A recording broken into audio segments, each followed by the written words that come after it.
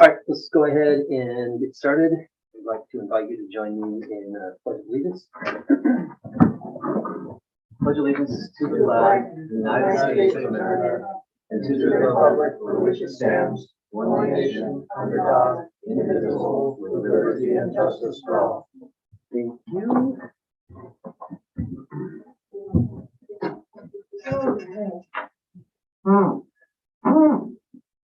Mr. Mayor, I'd like to say I'm not seeing any video on the Zoom. We are experiencing the same lag. Got it.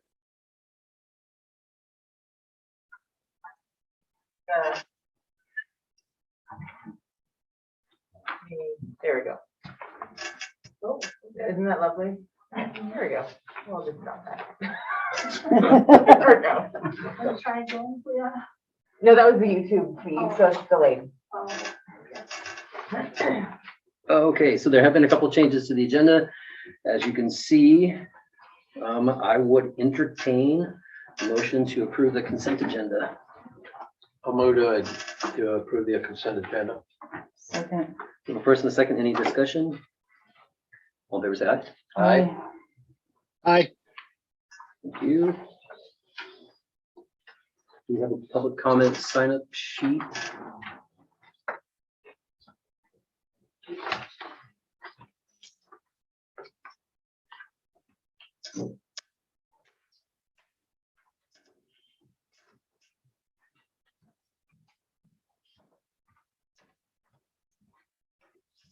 Very much. All right.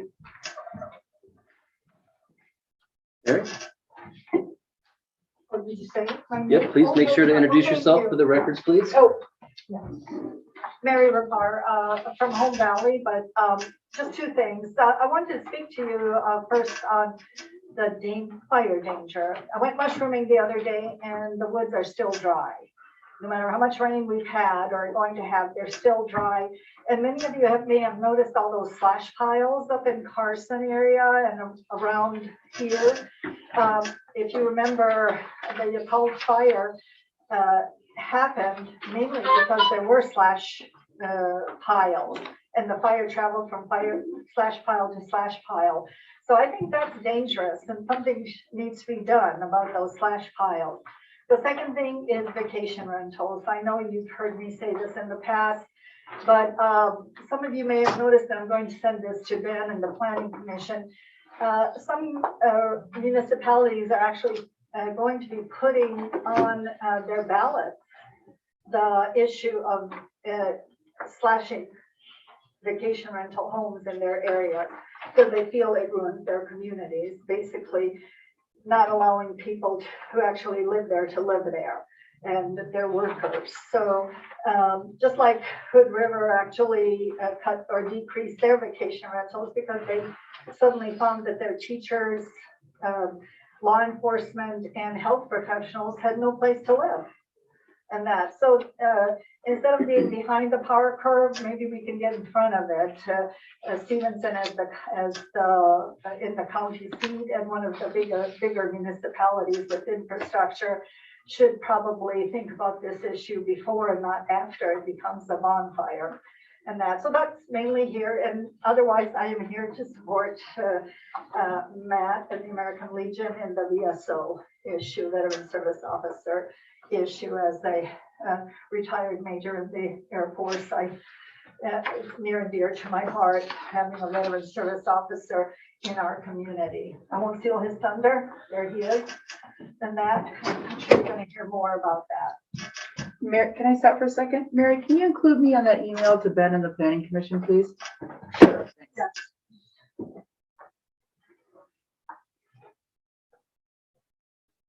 Rick? Hi, thank you, Council. Appreciate you taking the time. I'm going to read this so that I can say it correctly here. There is a pattern on who files land use appeals in Stevenson. They have pockets deep enough to pay for legal representation. If a citizen believes a land use planning decision has requirements not supported by law or code, the route to justice is often expensive and time consuming.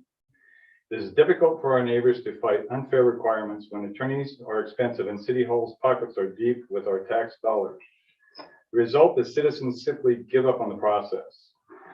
Now there is a plan to make the process more expensive by having our citizens pay hearing officers costs. Concerning this, Leanne Bremer, our land use attorney, asked, curious if there is code that says the citizens pay for these services. They do need something they adopted that allows the charge. You might want to ask about the authority to charge. Bottom line is I suggest City Council not make the appeal process more expensive at this time. In the future, I suggest Council discuss hearing officers' costs where all concerns may be heard, then adopt a written code change as needed. Thank you.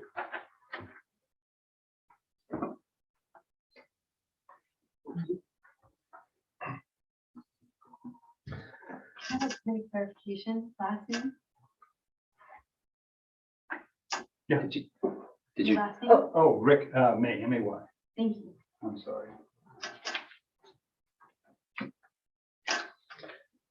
All right, Matt, Okay.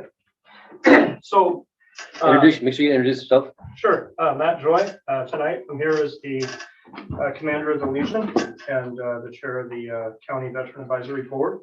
And I wanted to talk to you guys about a couple programs that we're putting together. One of them will be seeking permission. Mary, I'm sorry, tonight wasn't about the VSO thing, it was about the banner thing. Oh, If you guys have questions about the VSO and what we're doing, I'll be happy to answer that. I don't have my notes with me, but I'm pretty much in front of it, so I've got a good idea. Tonight, what I wanted to talk to City of Stevenson Council, I've already talked to the county commissioners about. The next meeting is going to be with the PUD. Certain towns and municipalities all across the country have been doing a Hometown Heroes banner program. It's a pretty simple program, and it's an amazing program. If you've been, has anybody been through the Dalles this summer? Their downtown strip, and you can see all the veteran memorials on their flagpoles and things. So through the Legion and the Veteran Advisory Board, what we're trying to do is do something in Skamania County. The two areas that we wanted to concentrate on was everywhere that there's an American flag when we put them up on the 3 holidays. So the main strip in Stevenson and Wind River Highway to start. So this, I used my picture just because it was easily accessible. This is the size of the banner. Then I will pass this around so you guys can see the material that it's made out of. So the size of the banner is like this. And it would go up on the light poles underneath the flags on the same holidays, on the same 3 holidays, Memorial Day, 4th of July, and Labor Day. And we're going to do something different for Veterans Day. So it would be a banner that would go up. Veterans in the community, both present and past, would be sponsored by families. We've got a great rate for having the banners made. The banners will be made out of that, and it'll be $12 per banner to have made. So it's pretty inexpensive as far as that. The other part of the program that we're trying to put together is for the cemetery district, and that's for vets where people wanted to distinguish. And we're going to have double-sided signs, same thing made to be placed out on the graves. The Legion already on Veterans Day puts flags out on the graves anyway. So it's just really what it would do is improve the esprit de corps of the community for the veterans. So it's a great program. A lot of places do it. And when you drive through those towns, it's really awe-inspiring to look at a pole. You have a flag. Underneath the flag, you have a memorial of a soldier. This is generic. I just did it. Most of them will have years of service, wars served, and then any awards or standout things that they did, that sort of thing with a picture of them. And it is a great program. So the reason that we needed to present it to the city council is because we need to use your flagpoles. Not your flagpoles, but your light poles. The program's not going to cost much. We're going to open it up twice a year for citizens to sponsor veterans. That way we can get multiple runs instead of just one at a time. And we are working through donors, and then also through the Chamber of Commerce is going to help us pay for the brackets to go up. And what we're going to try to do in Carson, and I believe in Stevenson will be different. Forgive me, I will have Angie Weiss email you guys a picture of the bracket. It's just a double bracket that'll go around the pole. In Carson, we're going to pull the flag holders down and replace it with one piece that'll have room for the banner on the bottom and the flag on the same bracket.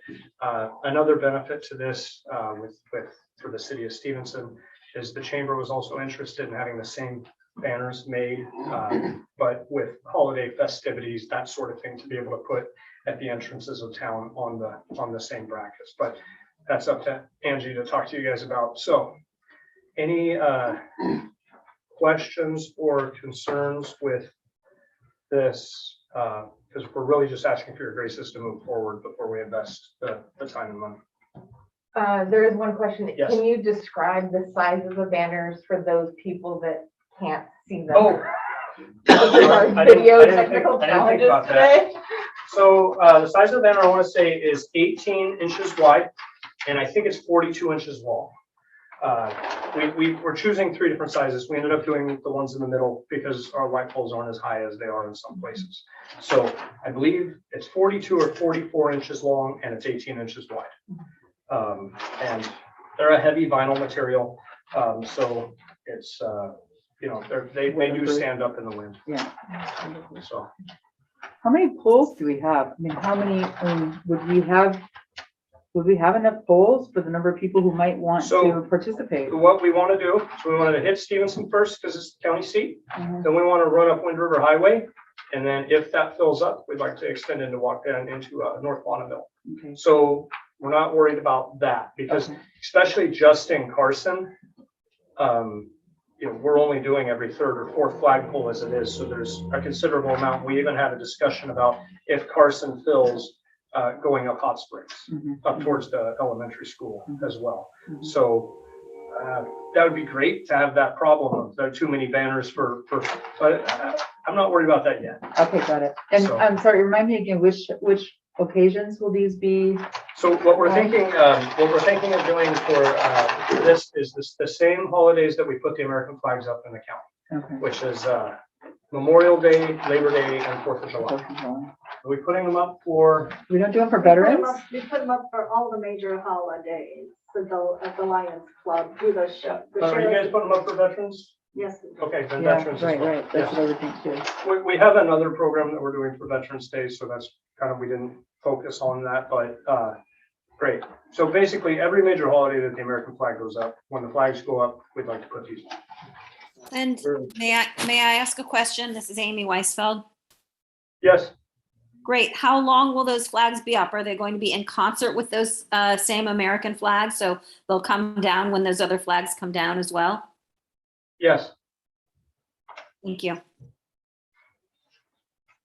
Then what were you saying? I'm wondering if there's a serviceman's month where we might have it up for an extended period of time. The Dows left them up all summer. I think that's too much for this area, as far as the wind, and we were talking about the wind and the sun, just, I think it's probably excessive. But, the big holidays, Memorial Day, Veterans Day, 4th of July, are the ones that we're really looking most into. So we have another veteran memorial that we're working on, which is another, but we're not ready to kind of push that forward yet. So there's.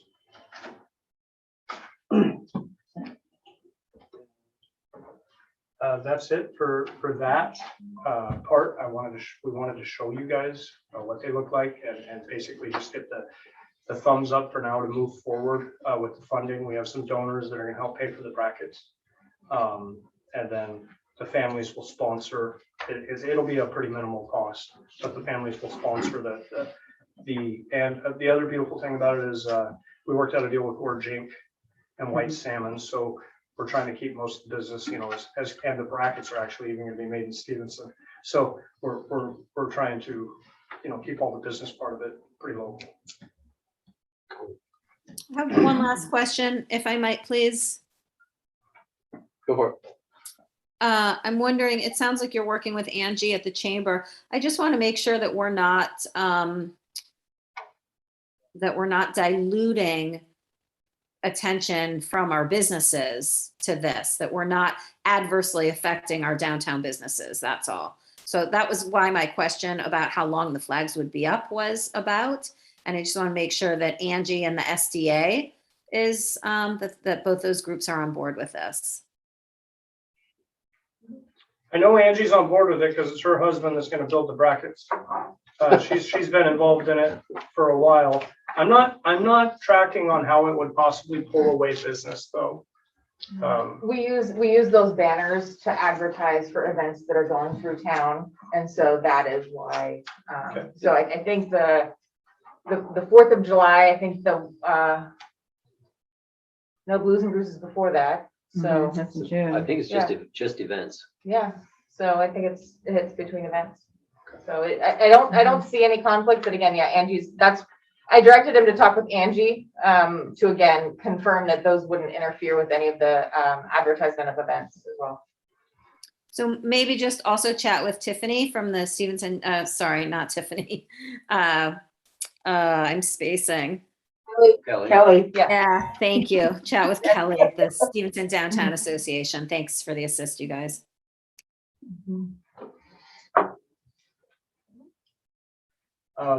Yeah, so that's where we are with that. Is there any other questions?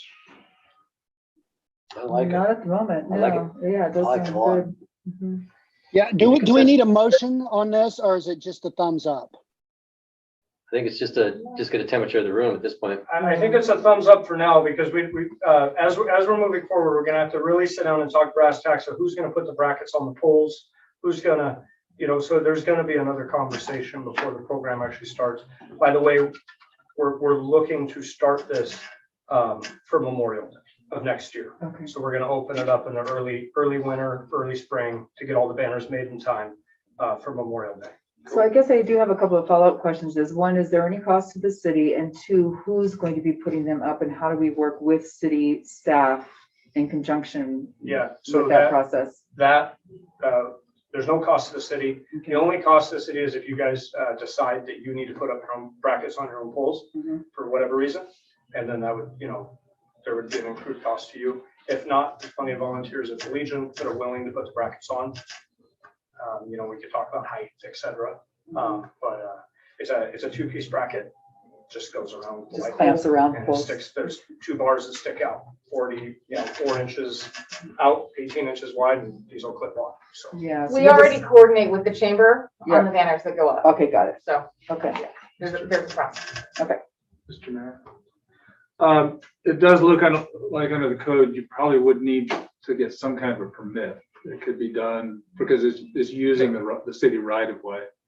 And we do have a code section that requires a permit for using the right of way. But it's a no cost permit. okay, and we could apply for that. Is there a permit for putting the flags up? The city puts the flags up, doesn't it? No. The Lions Club. No. Yeah, Lions Club should have a permit as well. Okay. Sorry. Well, I mean- We've been doing it since 1946, so. Yeah, but the code has been changed since then, Mary, but that's, I don't mean to be heavy, but it's my job to point out when the code says something. I'm sure we can work out a. Yeah, I don't think it's an onerous process, but technically there should be some kind of a permit. Okay. Great. Thank you. So Thank that's you, a Matt. thumbs up. So to am I move seeing forward. am I seeing the thumbs up here then? Thumbs up. Okay. Yep. Yep. And then because Ms. Rapar brought it up, did anybody have any questions on the VSO thing that we're working on? I do, but maybe we can do that after the meeting, because I have some experience with that, with how it was handled prior that I just want to share with you. Sure. I'm not gonna stick around for the whole thing. That's fine. You I can call connect me. with you later. Yeah. No problem. For us slow people, BSO is. Veteran Service Officer. Okay, Yeah. thank you. So, Mary? Thank you. Thank you. A veteran service officer provides a very basic service for veterans who want to get their benefits. As you may know, we have over 1,200 veterans in our community here in Skamania County, and that's a pretty big percentage for any community. And veterans are not getting their disability and other things because we don't have a VSO here. We had to use Clickadeck counties, but they're not letting us use him anymore because he's contracted to them. So the American Legion is working to get this VSO for our community. A VSO does the heavy lifting for a veteran. It is not an easy process. I put in my papers in 2004 And I got $144 per month in 2013. And I'm still fighting for 10 other items on the list. And I don't consider myself a non-minutia person. And I filled 5 volumes of information. For the VA is not easy to work with. They're not customer friendly to their veterans at this point in time, but they will be hopefully in the future.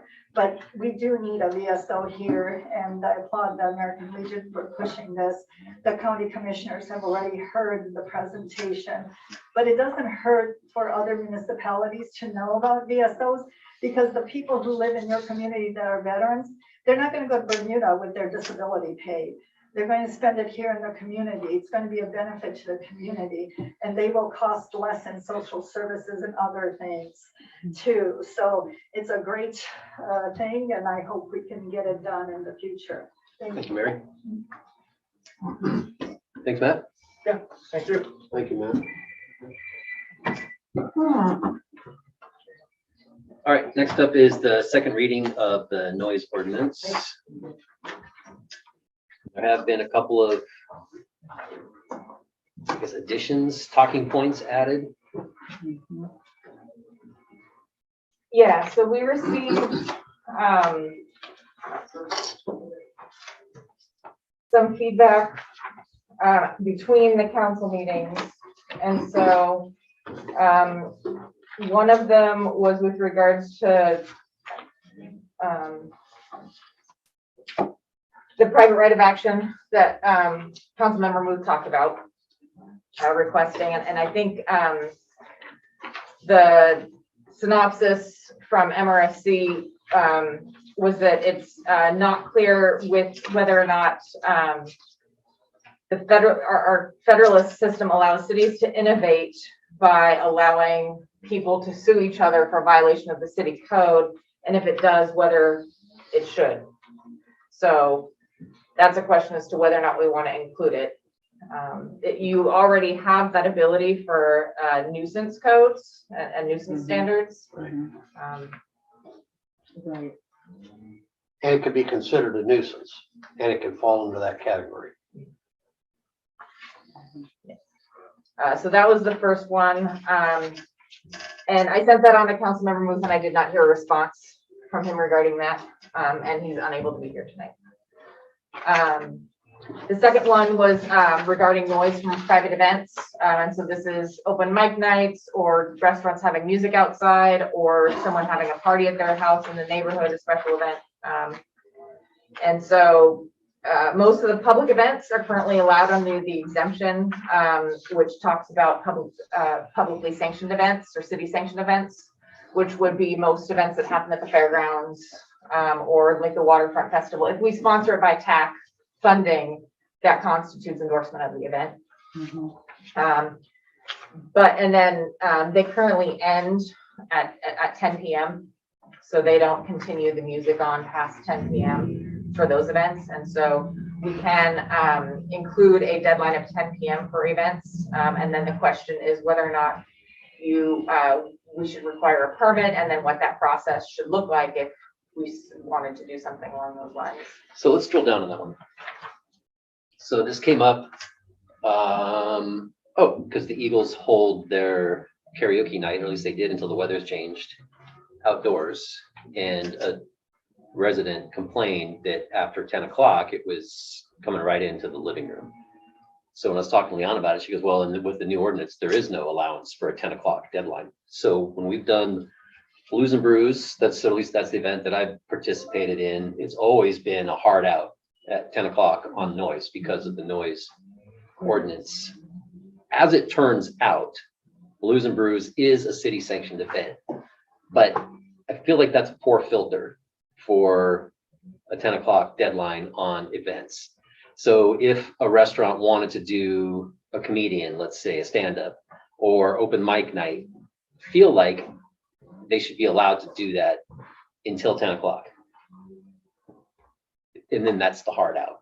So that I'm just putting that out there as a discussion point, but I do feel like having that 10 o'clock endpoint is a reasonable time to make sure that everyone, obviously time of the week probably makes a difference, 10 o'clock on a Monday is different than 10 o'clock on a Friday or a Saturday or a Sunday. So I would like to see if there's a way that we could come to a compromise on that 10 o'clock hard out. Because even when we had, there was a music event, a gathering that was just through Facebook and word of mouth. Let's all meet down at Teal Park, bring your own food, bring your own chairs. The musicians will be here. If you want to throw some money in the pot, that's great. But that was the last thing I said on my way out is it's 10 o'clock, fellas, you need to be done. So I would like to take at least a little bit of time to discuss the 10 o'clock part as part of this whole discussion. So not to derail, because you were on a roll, there was another comment as well. And so right now, any of that noise, other than a publicly sanctioned event, is not allowed. So you can't use any amplification, you can't even use instruments. After 10 o'clock. No, at all, period. On this Unless it's current, in the current version of the ordinance, no, the- unless it's a city sanctioned event or publicly sanctioned event. So does that mean Clark and Louie's with their Open mic Open mic nights, night. if it's outside. any, okay, Illegal, according to them. So when you say current, like the one that's on the books And now, the or the one no, that no, sorry, we're the one that we're, the it depends on how proposed? loud it is for the one that's on the books. Yeah. Yeah, doesn't that go by Right. decibels or something like that? For now, it's, the use of any, so it's under 8.08.050, section F, the use of a musical instrument, sound amplifier, or other device incorporating electrical signal volume control that produces or reproduces loud and/or ruckus sounds which emanate frequently, repetitively, or continuously from any building, structure, or property so as to unreasonably disturb or interfere with the peace, tranquility, comfort, or repose of owners or possessors of neighboring real property. And then there's the exemption is under 8.08.070H, sounds originating from officially sanctioned parades and other public events. Just to be clear, though, that doesn't say they can't use loudspeakers. Yeah. It's only if it unreasonably disturbs someone else. And we've heard complaints already prior to this ordinance being in effect from the open mic night. And what's the different definition of reasonable? I mean, it's Well, I different mean, for every that's just person, it. right? Right. That's the You know, big it's difference. so broad. That's the Yeah. problem. It's a the big subject. difference between what we have now, which are the DBAs at certain times, depending on the use, to this, which makes it a judgment call. Yeah, 10 o'clock hard out. Mm, No. No. Oh, nothing on No, your. no, I'm sorry, that's why, I was. Yeah, thinking it you're makes talking it a about this. judgment call. Is that unreasonable? Yeah, And that's the case that you put forward then, that after 10, we consider that unreasonable just as a. I mean, you could put that in the code. You could say, amplified music after 10 PM is per se unreasonable. right. That you have that option, it's Option. just not in there. Right. And what that means is a judge, applies what's called the reasonable person standard. And she hears testimony about what all transpired, and then has to glean from that testimony whether the complainant, was unreasonably disturbed. Mhm. So it's a judgment call on the judge's part, and it's not an easy call to make, quite honestly. Mhm. So, but the flip side of that is if you make it objective, say using decibels like our other one does, you have to have a trained expert. Right. You have to Right. have the equipment. proper equipment. It has to be calibrated. You have to establish its calibration. Oh my Dave, you gosh. know all about this. This is good. It's the same thing you have for like DUIs. Yeah, All those things have to be proven as part of your prima facie case before a judge to get a conviction. right. So what do you do? It's kind of hard to win here. Mhm. I don't mind the idea of having a time cutoff as being, establishing what you call a prima facie, case of reasonableness. Mhm. So that makes it a little easier for the judge. So can you say no amplificate, no voice or Music. instrument amplification after 10 PM. You could say in that section F, you could just end it with, the, Between the hours of 10 PM and 7 AM or, yeah, you could say the use of, or between, you could just start with, between the hours of 10 PM and, 8 AM, comma, the use of a blah, blah, blah. Mhm. Is Is, restricted. Or add a new E to 060. well, I guess you'd have to do a little bit more better wordsmithing, because then it would be so as to unreasonably, you might just end it with,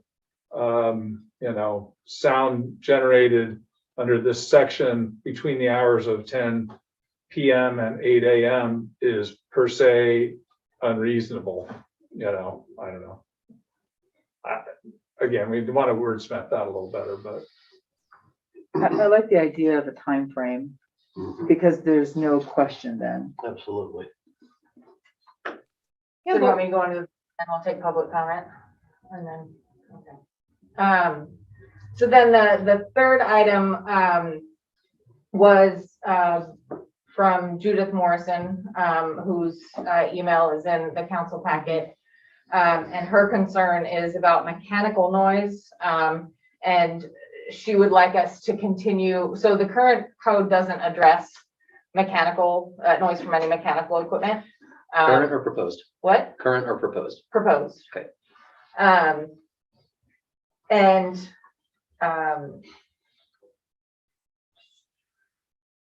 And she would like us to reference the WAC for mechanical equipment. That is her. At what, does she just says mechanical, but not during a certain time frame or after a certain time or just So mechanical? the all? WAC is very specific Yeah. as far as what sounds can be done before, like during certain hours of the day, and what sounds can be done during another set of hours during the day. And it also goes into the different types of zones Mhm. that you can use various, So commercial versus residential versus. correct, So she wants us And crossing to, zones she wants as us to well. instate that WAC code in our code? that we currently have in Okay. our existing noise ordinance. Okay. And she wants it to be included in the proposed changes. Okay, so before we go too much further, I did not have my cheat sheet. That's my excuse. Sorry. We did not officially open the public hearing. So I would like to open the public hearing at 6:34. We are into the staff report, and then we will move on to comments from the public. So wanted to get that as a point of order. That was really my staff report. I've options, if you wanted to take up any or all three or none of those. But Bianca, what does the current ordinance address as far as like Angie's fan noises? so the current ordinance doesn't talk specifically about types of noise. It only talks about levels of noise. So that's where you have, it only goes by decibels. And it talks about what decibels are allowed in residential zones, in commercial zones and industrial zones. And if you're crossing into either of those zones, so if the noise from commercial goes into residential, what can that be? Or, residential into commercial. So, yeah. There's a table. But the challenge that the law enforcement has had is, again, with that calibration of equipment and enforcement of the current code, and the certification of the person that needs to take the measurements, et cetera. Yeah, when we tried this before, we had a deputy specific set to training, and he had to calibrate the equipment every so often, and to send him out to have him investigate it was cost prohibitive, really, to be quite honest. So I'm hearing then that something needs to change. It needs to be So simpler, simplified. to keep the process of the public hearing. Yeah. We'll let Leona finish, or are you done with the I'm done. staff Yes. report? So now I'd like to solicit comments from the public. If you would like to address the council, make sure that you state your name and whatever your comments are. Go on. So John Mobley, AJ Market. I'll address the noise from AJ Market. About 9 years ago, we put a new mechanical room in, more efficient. There's something that was required. We put new refrigeration, which was required. New fans that were required. We pulled 28 units off the top. We put a 14 unit, what they call ECM unit, that when it gets hot, there's 14 fans on top. There's 7 on each row. And when the unit gets warm, especially when it gets 100 degrees, those fans are going to keep going on. Okay. They're cleaned. I actually clean them. We have a refrigeration person cleaning them. We spray underneath to make sure that the cottonwood isn't up in there. I do that regularly. But the problem is, and we've also put a wall up. Okay. As we had some complaints, we did put a wall up, but now we're still, apparently we're getting some more complaints. And my problem, and I spoke with Ben several times about this. I know in the, we're commercial, right along our line is residential. Okay. So now we have, when you have residential or residential, my understanding is it's 55 decibels. When you go commercial to residential, it's only 57. 2 decibels? 2 decibels, okay? So the other problem is a lot of brush and a lot of trees have been cut down, so now you hear more. I don't know, and I've talked to Judith as well, okay? We want to be good neighbors. That's not about this, and I will talk to Judith every day about this. But the problem is there is not a good solution. And in fact, she sent me information about this, and I'm thankful I went and looked through it all. It doesn't. It's so cost prohibitive. You can't do it. Bethany, I don't know if you're familiar with the Bethany area up in Beaverton area. There's a store up there, and they built condos up behind it. Same thing happened. There's no way they could build a wall. City council changed things and changed their decibel level. But the problem is, I mean, do you want a grocery store in town, or do you want it to move out of town? I mean, that's where Ann and I are at. We're like, I could just sell it today. We're gone. I mean, that's where we're at. I mean, when people start building around us, and I just been there for a while, okay? But when we start cutting things down and we can hear and we want to see the gorge, we gain noise, and so that is a problem. But when it's hot, it's going to come on. I don't know any other. That's the way it works. But how we're regulated today, there's no other way to do it. We can't put the fan down below. Because we have on the ground there, it's all drain, so you can't leave it on the ground. So there's no other way to do it.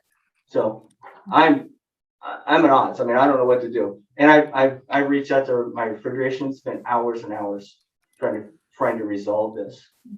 But I don't know a solution. But when I talk to my refrigeration people, they say, we're not seeing residential people right around a grocery store. That's the problem. So, John, did you say that there's a correlation between outdoor temperature and when the fans cycle on? That's correct. So what outdoor temperature do we see the fans start to 100. cycle down? 100. So once it goes below 100, the fans cycle down. So when the cycle down, oh no, when you're seeing about an 70 to 80 degrees. I mean, right now you're not going to hear things at night. It's going to be quieter. So that level is going to be quieter at night. It's during the day, hot day, that you're going to see a noise increase from the fans, because all 14 fans will come on. Not only that, we changed one thing I didn't mention. We changed every single fan blade in that whole unit so it would make less noise. So we went to a different fan blade, but there's no solution. I just don't know what to do. And we're trying to be good neighbors, but I don't know what to do. One thing I'm concerned about is when it's over 100 degrees, people usually don't go outside.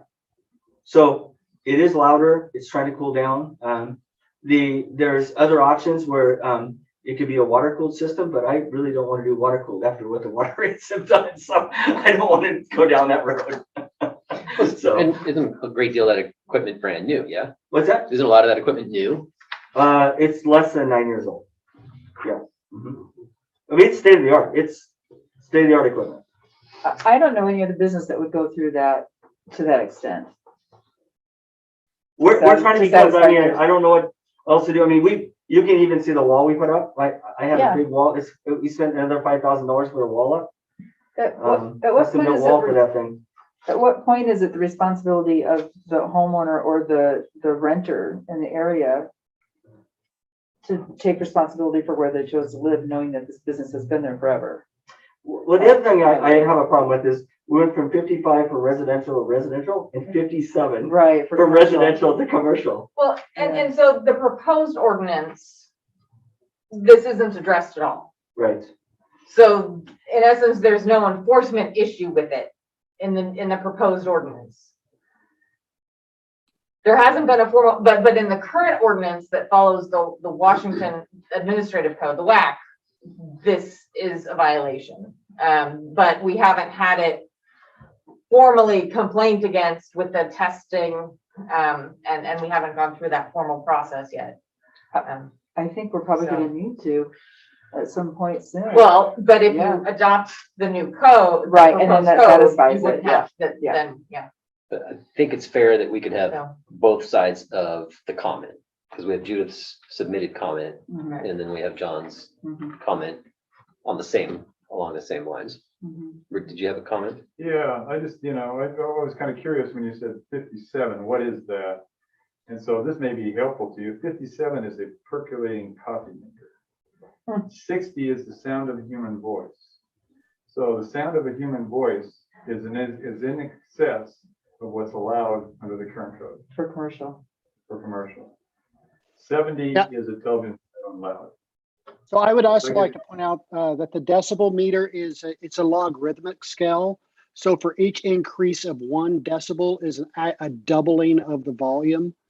Now you're right, 60 is not a big deal, but a change of 2 decibels is actually a very significant change in volume. I'd just be curious what the PA system was last night at the high school, because I was hearing that inside my house with all the windows Oh, yeah, closed. I can, I That was can probably a hear- publicly sanctioned event though, so. and I can hear the Blues and Brews. Yeah, Oh, yeah, and the stern wheeler. In trains. Welcome to the gorge. So I do have one more comment. So with my mechanical unit, which is the fans, it's the condenser fans. Those fans obviously come on when they're hot. A train goes by, you have road noise. That all adds to it, Mhm, but it's not all one. mhm. So I don't know how you. Yeah, how do you single one thing out? Exactly. Unless it's the train at 2 a.m., you Yeah. know? I mean, so. But it's romantic. I mean, you do have. Well, right there. excuse me. Go ahead, Amy. I just want to point out that those fans are only 9 years old, and Judith has owned her house for significantly longer. So I hear what you're saying, John, and I also hear you, Annie, and Judith did not buy her home under those conditions. And John's right. Like maybe, Judith is not the only person who lives on that street. Maybe the neighbors want to get together and work with John together to find and to fund a solution. But, Right. but there is no solution though. So right now, is what I'm understanding with the current technology that's available to you, John, as a grocery store owner, Right. you have what is currently available as the least So noise making. That's I- not what I heard. I heard that there was a water solution possible, and I also heard that there's a wall, and there might be other noise mitigation measures that are available. But he did put up a the wall wall already. is up already. Right, but perhaps there's additional noise mitigation measures that can be added to that wall. I don't know. I'm not taking one side or the other. I'm just saying when we say, oh, but the neighbor knew the conditions were like that when they moved in, that's not the case here. Amy, I actually agree with you on Judith. She's been there a long time. That's why Yeah. I've been dealing with this, and I totally agree with you. And I'm working with Judith, but one thing that did happen is there was a lot of things cut down on Judith's property. And even when I put the parking lot in, but a lot of it was cut down up there, and we do have more noise up there. The other solution is, I mean, I could put a fence on the property, and it could be a 17-foot fence, Which would also block her view. which would block the view, which is, I mean, that could keep the noise out too. Mhm. So I mean, that's one thing that was said, but that's not something I will do to my neighbors Yeah. unless they want it. So no, did you Right, say and- that and- 9 years ago you, go ahead, Amy. I was just gonna say, and maybe trees could be planted or replanted. That's why I'm suggesting that those neighbors get together with you, John. That this is like a coalition of some kind that gets together to try to solve this noise issue together. Not one side versus the other, not the city imposing something, but you guys actually working together, and the city can help with that, of course. But one thing about this, Amy, is when they cut that greenery down or those trees down, we have that problem again. So I do believe there needs to be a decibel. I really think there needs to be a decibel change, because when you say residential, the residential is 55, and you have a commercial to residential is 57. That's the rub that we're encountering right now, John, is that we're moving from a decibel-based I know. issue to just unreasonable amount of noise. So it'd be weird to have a hybrid model where, Right. for your situation.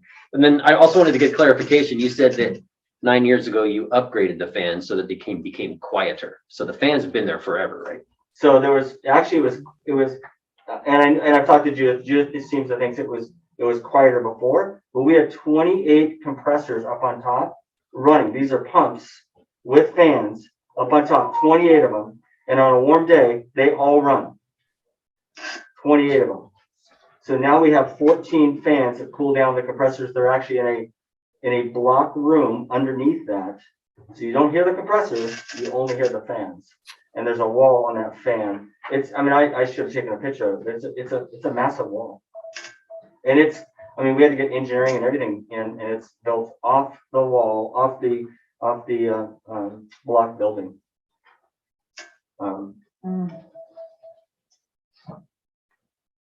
Thank you. Any other public comment?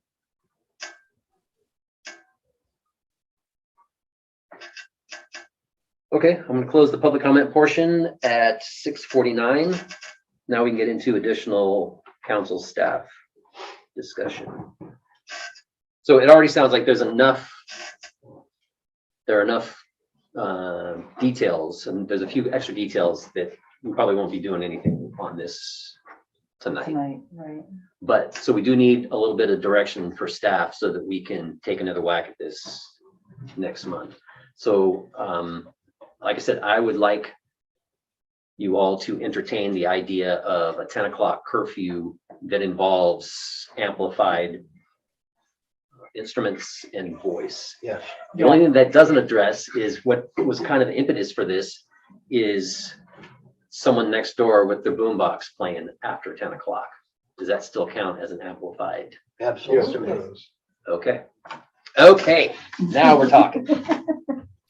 And Or like my son coming up the hill when he was younger, and I could hear him coming all the way Bumping. from City Hall. Bump, bump, Yeah. bump, bump. Uh-huh. what about Yeah, those- protection from that kind of thing before 10 o'clock? I don't want to hear from 10 a.m. to 10 p.m. my neighbor's boombox. Well, there's still an unreasonable noise level, but again, it's objective. Yeah, but if I'm waxing my car Sunday afternoon, I might want to have some tunes playing while I'm doing it. That's not unreasonable. I think there's a point where you get out of your chair and you walk over to your neighbor and you have a Put your civil big boy pants discussion with them. Mhm. And say, listen, I've got my windows closed in my house and I'm hearing your stereo. I appreciate you closing it down a little bit. Or how much longer are you gonna be? Or, Yeah. Something. I mean, we have gotten away from neighbors talking to neighbors. Mhm. And that's part of the problem with society right now. Well, But so that at works most of the time. our house, I have a real hard time firing up the mower before 8 o'clock in the morning. Yeah. We had somebody working on a tree with a chainsaw. 8 PM was what, like, okay, I'm really uncomfortable with after, even if there is a ordinance that says something about 10, a chainsaw after 8 is unreasonable, whether or not you think you can get away with it until 10. So I agree. If you've got a problem, put your big boy pants on, put your big pants on, and go talk to your neighbor. That's right. It's easy. Yep. As far as decibels and all that stuff, I'm curious what the decibels are of the train when it comes through, because it shakes the windows in my house. So, so you're talking about fan noise versus the train coming through 5 or 6 times a day or in the evening or whatever. I've got a real issue as far as putting decibels out there as a problem. Yeah. Especially the whole premise was to move away from the decibel, because that's what's been holding up Yes. any kind of teeth on noise related issues. Yes. Now, there is a difference though between a transient noise, like a hammer striking a piece of wood, and a continuous droning noise, like a fan motor running. If anyone has been around Bitcoin mining operations, you know that those things will drive you nuts with their noise. There's a big difference. So, yeah, I agree that I would like to step away from the decibel thing too, but we also have to recognize that that constant drone can be just as annoying and just as disturbing as a transient sound. Although I would offer a counterpoint to that. It's easy to get used to an ongoing sound. I used to have rent over by the mill. And I tell you, in Carson, when they stopped the mill to change the blade, it would wake me up because the sound stopped. How does anybody wake up every time the saw isn't running? Oh, maybe because the saw isn't running. But if somebody was banging a hammer, that's not something that you can just get used to. So I guess you can see both sides of that. Yeah. Did we want a public hearing at the next meeting as well? Yes. Or- One more quick comment, John? I do have one more quick one. One thing you didn't, I noise ordinance, you don't address that. You don't. And this one, there is, under the first, so 8.08.050. Okay. Section A, frequent, repetitive, or continuous howling, barking, squawking, or other noises made by any animal, Okay. which, and then I'm it just looking at further this. goes to describe. Does that include Yeah. chickens? I would say that it It definitely would. includes roosters. Boy, I'll tell you what, Yeah, I wish they'd quit laying eggs. yeah. And then it kind of also further defines what's unreasonable, like how many barks in an hour. Damn. Okay, thanks. I just know in North London, we have an ordinance for dogs. So we didn't see that. Yeah. All right, so enough direction, Leanna? Yes. All right, any other comments before we move on? Paul? Or Amy? I would like Are to you- thank John for being here and for having a grocery store available to us. Well, I'd be glad to sit down with Judith and those neighbors and talk. It's not, trust me, I don't have a problem with my neighbors, but there's a point when I can only do so much. Well, and we don't want to run a grocery store out of town. We don't want to run business out of town. So there's got to be a workable solution for everybody on board. And I know, and I'm sorry, I know that, right now, those fans might make some noise, but they're not at the high decibel level. It's again, it goes at that 100 degree, and the more 100-degree days we have, the more it's gonna be noisier. So. Thank you, John. And those, just to let you know, those trains, I think it's 60 trains a day, right? Wow. Something like that, yeah. The current WAC or the current code that we fall under is on page 22 of your packet as well. So it has those decibel levels as well as the exemptions and the hours that it.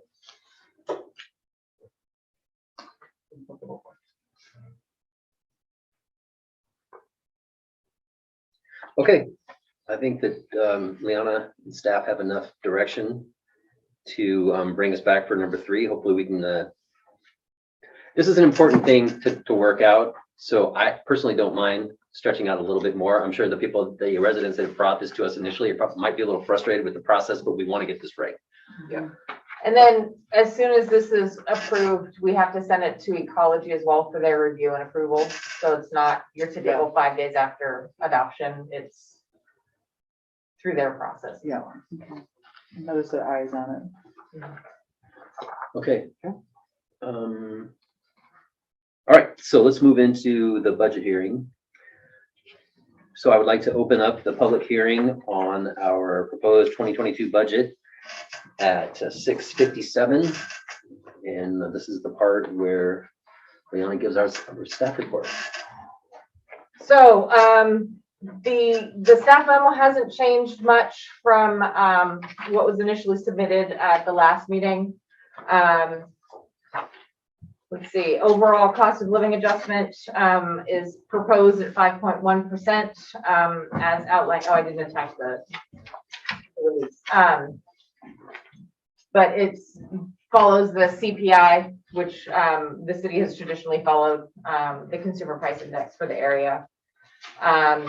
Projects and priorities is funded in our SMART goals are included in this, as well as the hiring of a temporary seasonal public works position to help with maintaining the flower beds and all of the growth that happens during the spring and summer months.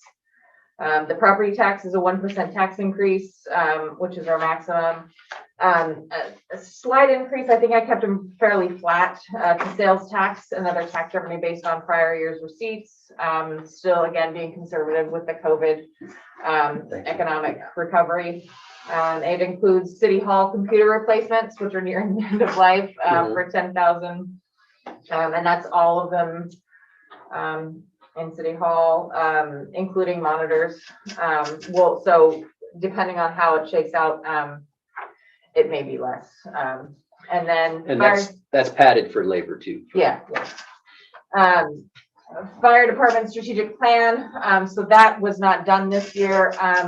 And then the fire chief reached out to some people and they stated a higher need, or I'm sorry, a higher budget for a strategic plan. And so it's been increased from $25,000 to $50,000 based on his research into that process. For the street funds, there are 3 projects, an overlay from Iman Cemetery to Osprey for $65,000. Rock Creek Stormwater, which is delayed from this year, so it'll be done next year for $128,000. And then we're proposing a standards update to all of our engineering standards, and that's been distributed amongst the various funds. And so the street fund portion of that would be $25,000. The Columbia Realignment Project is a fund that I haven't created, so it's not included in the budget just yet. But that is a $200,000 estimated cost right now. We don't have a contract yet. They're still working on the scope of work, but it's 100% grant. So it's $200,000 revenue and $200,000 expense. And so that, again, won't come out of any city coffers for that one. The tourism fund, the applications were all due Monday, and so I'm still working through that. So what's in here is just a rollover from last year, and it will change based on the committee's review and recommendation of contracts. And those will be ready by hopefully the November council meeting, the second week council meeting, the regular one.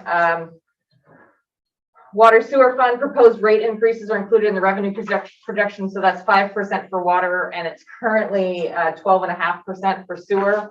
I'm still going through the analysis, and further discussion will also kind of help narrow down how that will go.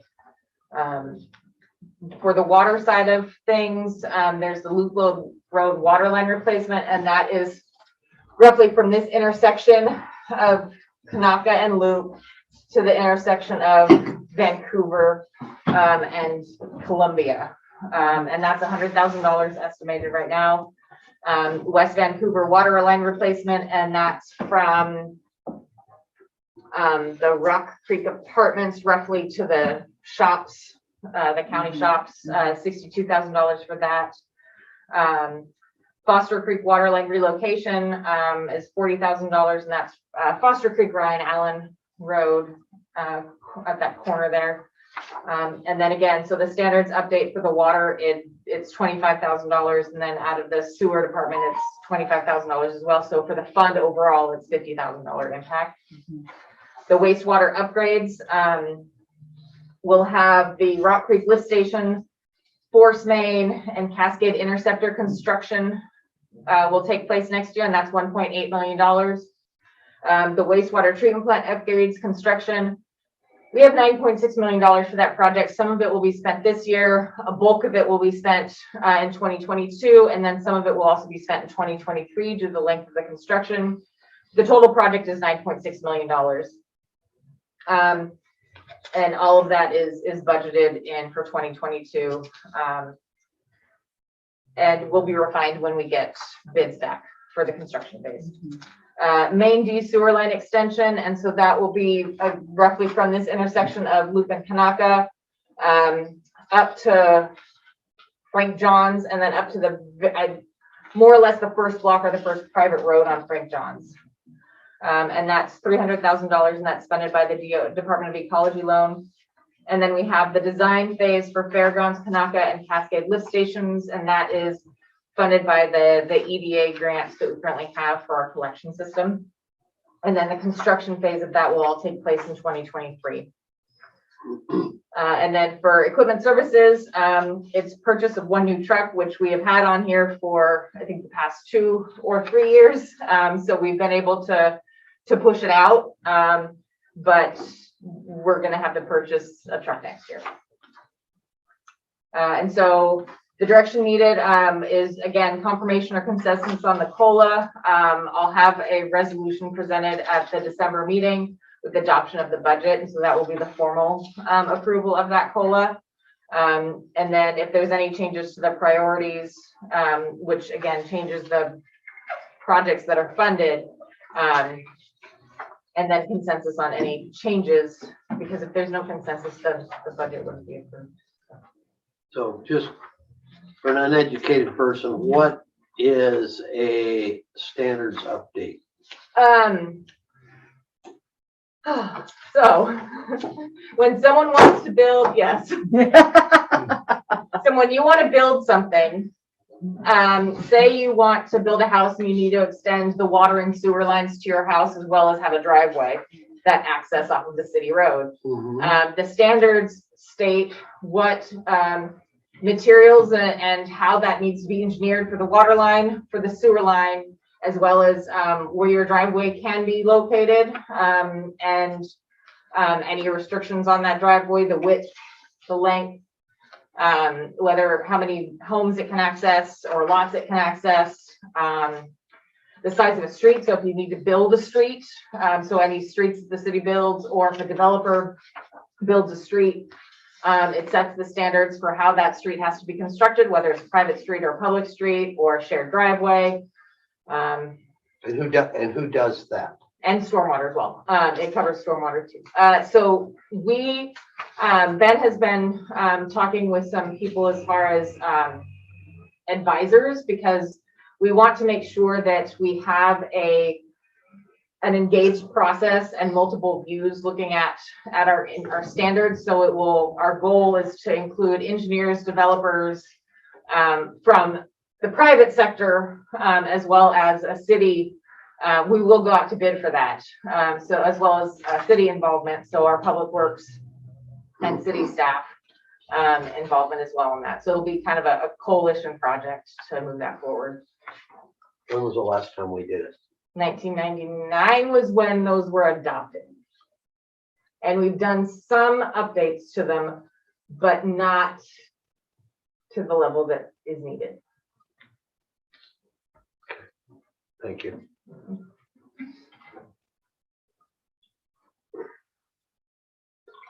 I have reviewed the myriad of spreadsheets. So before we get too far into council discussion, Okay. any more staff report? No, we do have a public, or sorry, we will have another meeting November 8th to go over the budget in depth at that time. I'm working on trying to figure out Power BI to figure out better graphs and charts to explain some of the data so that it's not as intimidating as it appears. That's all. Okay, so this is the part where we entertain comment from the public. Would anybody like? Does anybody have any comment on the budget?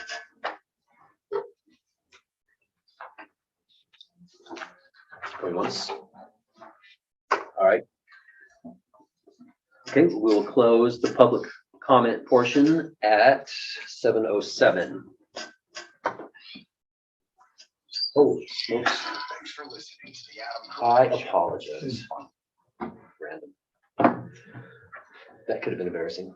More. It's embarrassing. Okay, oh, this is the part where we do additional council discussion. Mhm. I have a question about the COLA. Yeah, The COLA, I know we've talked about this before and I may have missed it, but it's tied to the CPI, right?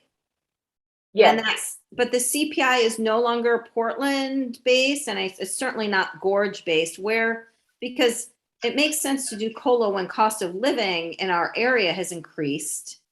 I'm not sure the cost of living in our area has increased. I mean, maybe it has, but what is that CPI actually measuring or where? I would talk to the local grocer about the cost increases. I believe in 2018, when the Portland index went away, I presented an analysis to choose a different CPI index. And at that time, it's the BC West, which is, it talks about it relates to the size of city in the West Coast. And that is what was used last year and this year as well. And I believe the year that it was approved. And so is there general consensus among council members that our cost of living has increased and we want to give sort of an automatic across the board COLA increase? I just want us to think about it because it's not a mandatory thing. Right. And also because our sewer rates are going up and people are pretty upset.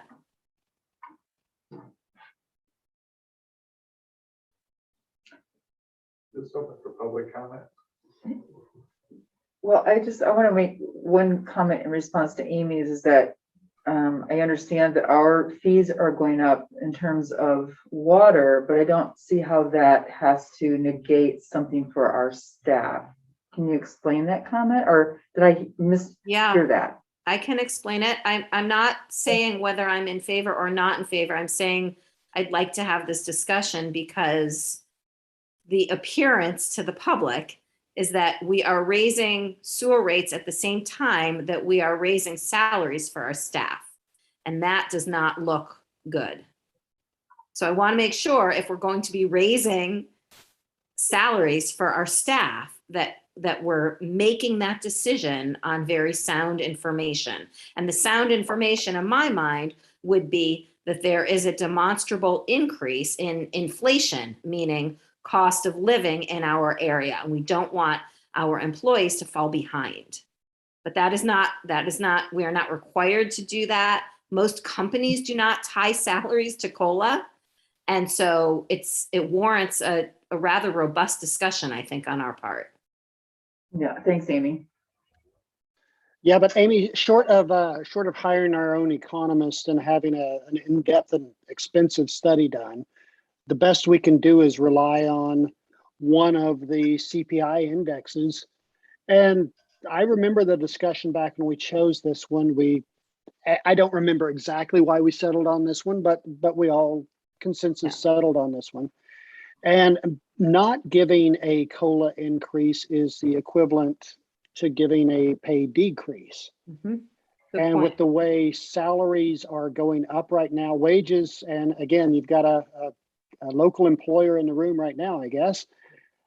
The wages are going up right now, and cost of living is definitely going up. Real estate prices are going up. Basically, I'm in favor of this COLA increase. and having it tied to the consumer price index that we chose a few years back. Yeah, thanks, Paul.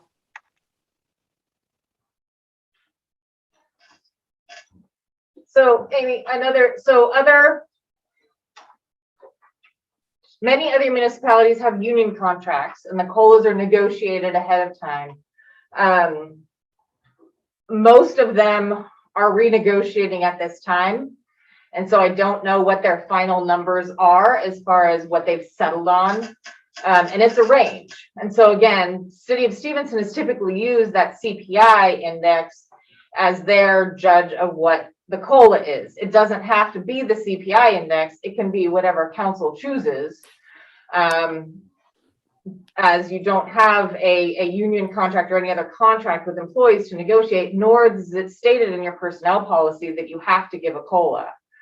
I would highly recommend giving one. I'm on a board of an agency that is woefully behind in salaries. And so whenever they need to go to hire people, not only are they challenged based on location, but they're also challenged based on the pay of their employees. And they're having to give 10% increases over a period of time to catch up. So, you know, that's one of the reasons why you kind of want to use an index that helps sort of keep on track with competitive wages.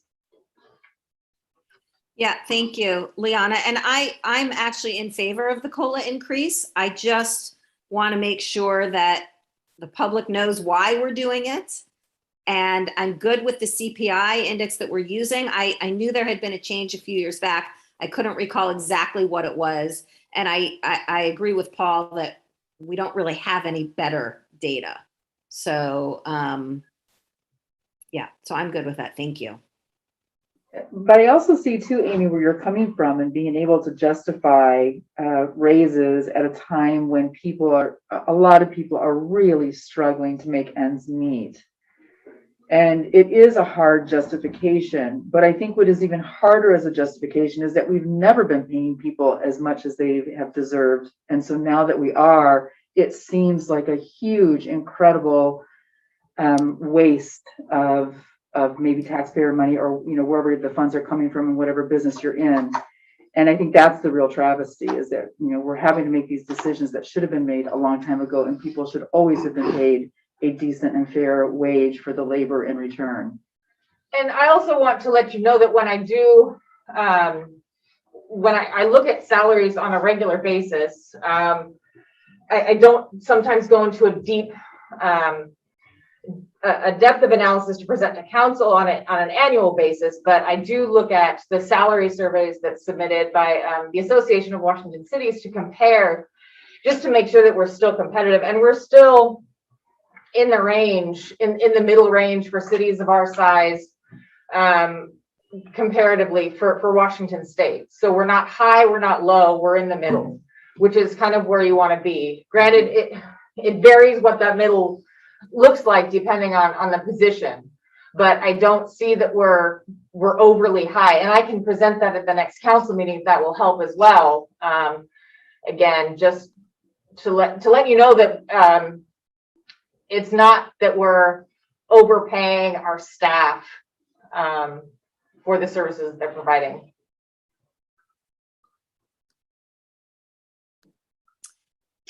Thank I you. wonder if that, what you just offered, if that would be beneficial for residents to be aware of. I mean, would that help them? I mean, I'm sure it's not going to take the sting away from their own situation, but to justify it with data.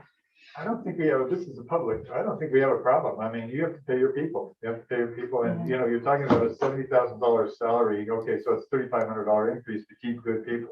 Yeah. This is what's necessary to keep good people, and I don't think that's such a small amount.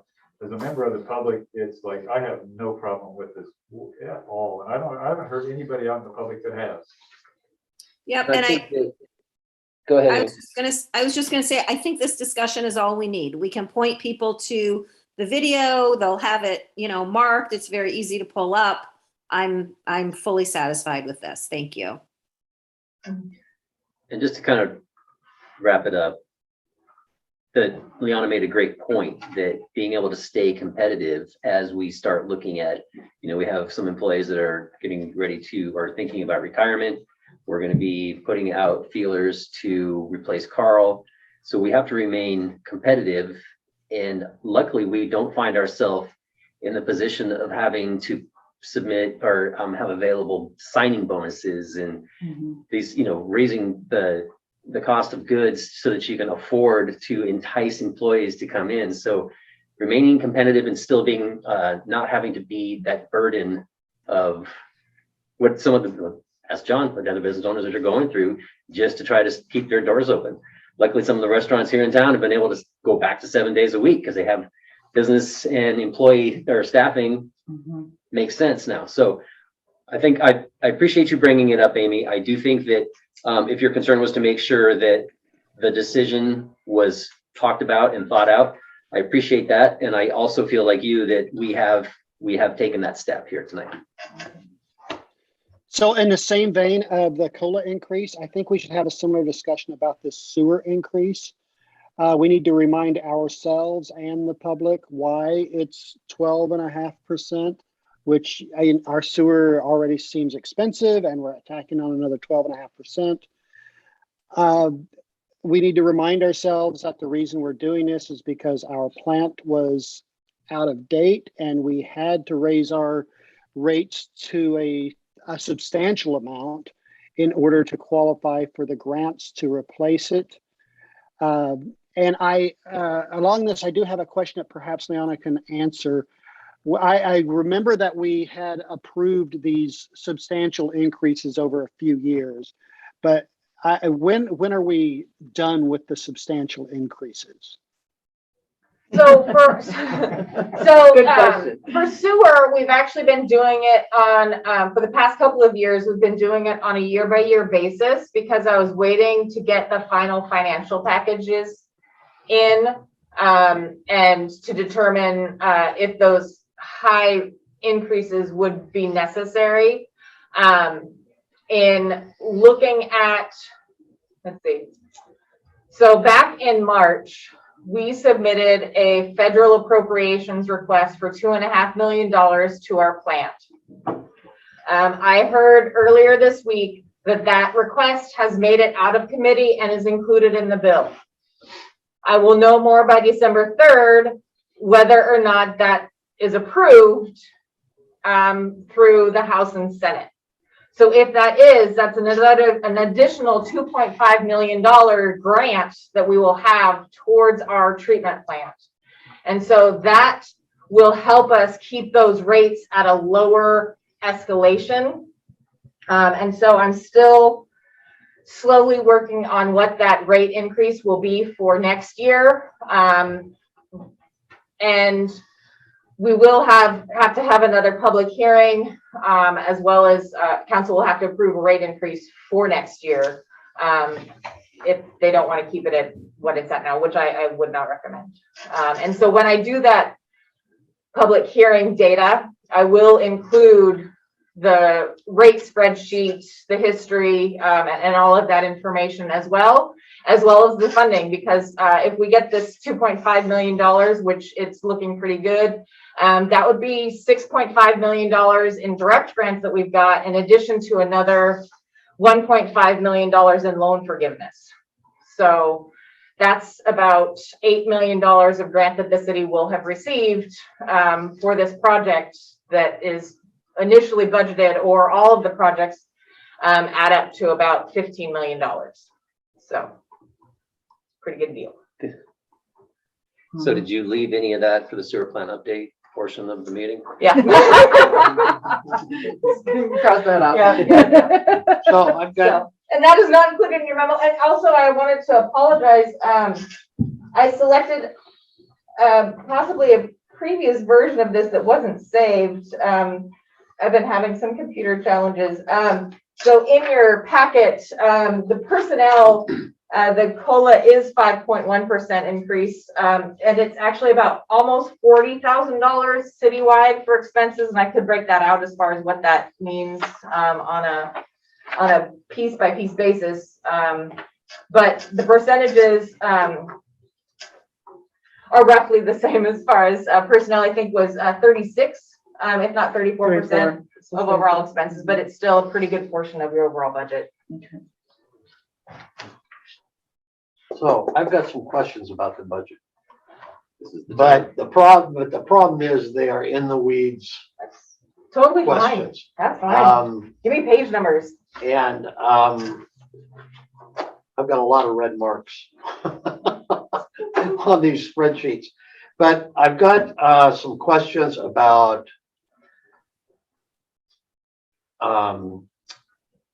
who is attached to individual salaries and benefits. Because it appears that you've got a city employee that may be attached in different budgets. Everyone, correct? because we all wear multiple hats, everyone is allocated in all the budgets. Okay. So it depends on the task you're doing. Okay. So for example, my time, I write down what I'm working at and it changes on a month to month basis. Same with the public works Court director and all clerk. public works staff. What? Court clerk. Yeah, so the court clerk as well. So Mary's time is Anders does court clerk work with regards to the receipt of the cash and the AP with that. And that's a percentage of his Okay. salary. Okay. So Voter registration services. that's an invoice we received from the county. Okay, we have not received anything like that previous years then. That's brand new because we're showing zero amount in 2018, 19 and 20 actuals. It could have been recoded. They recode things sometimes, but I can look into that. Okay. Building repair salary and benefits. Is that one of our employees? Yeah, so when Public Works comes to clean the gutters. Or, yeah.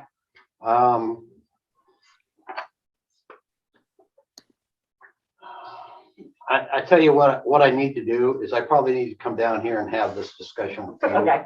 I don't want to take council time now, but I come from the zero budget or zero-based budget side of things rather than just moving from 2021 to 2022. So I think I want to make sure I have that discussion with you so you understand where I'm coming from on it. And there's a lot of questions that I've got. Okay. And don't forget, let's we do have that. We have a special meeting I would coming up. rather do that. Right, Before the November next 8th, council meeting we too. can also do that deep dive as well. Yeah, Okay. that's what Before that then. means. Okay. Going Yeah. up. All right, thank you. Anything else, you guys? Nope. Wait till November 8th. Paul, Amy? All right. Thank you all. As far as the COVID-19 update, I don't really have anything new from last month, but I am looking forward to Kelly's presentation. That'll be my entry into the COVID update. Now, do you have anything left on the sewer update? I also want to say that the Department of Health, they're starting to run into challenges with COVID testing supplies for the rapid tests. They have the machines to analyze them, but they don't have the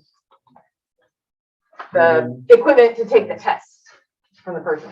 So they're working on it and getting tests as needed. But that's, I feel, a nationwide challenge. As far as the wastewater update, no, the biggest one was that $2.5 million. Kind of a big deal. Kind of a big deal, yeah. We are working on an interim plan for Carl's replacement. He is our current Group 2 operator. Our Ian Lochberg will be able to test mid-November to get his certification, so we will be able to stay in compliance with having a Group 2 operator. And then we will then get back on track with trying to find a backup, just when we almost had a backup. So that's going to be our plan. And so to help encourage that backup as well, the city offers an incentive. Basically, if you want to get an additional, I think 1 or 2%, it's in the personnel policy for on your salary for a certification that's not part of your job requirements, but provides a benefit to the city. That's a possibility. And so again, that's so that we can help get backup or some expertise in areas that we don't otherwise have. Do you have an end date for Carl yet? Not at this time. Okay. End of November, beginning of December-ish. Okay, Yeah. yeah, that's gonna be a huge loss. Yeah. So our, like I said, our focus right now is more on a transition plan. Mhm. Especially hearing the challenges that people are having with filling positions. So we want to make sure that we're in a steady spot. Mhm.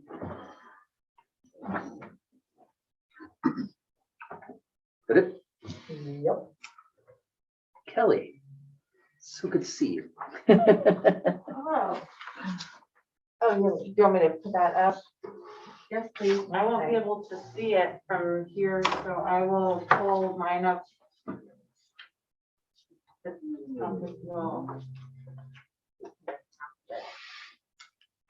Oh, here, let me see if I can actually do present. So many things. While you're doing that, hello, everyone. Hi. It's nice to finally be in person and meet you all since I became the executive director of the Stevenson Downtown Association in March of 2020. Good timing. Several days before everything shut down. My name is Kelly O'Malley McKee, and as I mentioned, with the Stevenson Downtown Association.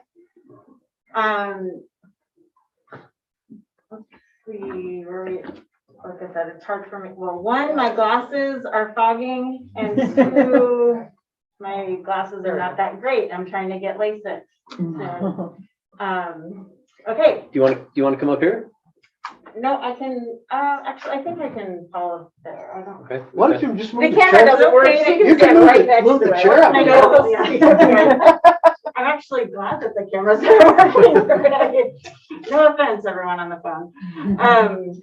So I'm gonna just start from the, I don't want to take too much of your time because I know it's a late evening, but having not been here in person or meeting you yet in person at council, I just wanted to kind of ground ourselves and introduce ourselves to you. So the mission of the Stevenson Downtown Association is to promote and revitalize downtown Stevenson and enrich our local heritage.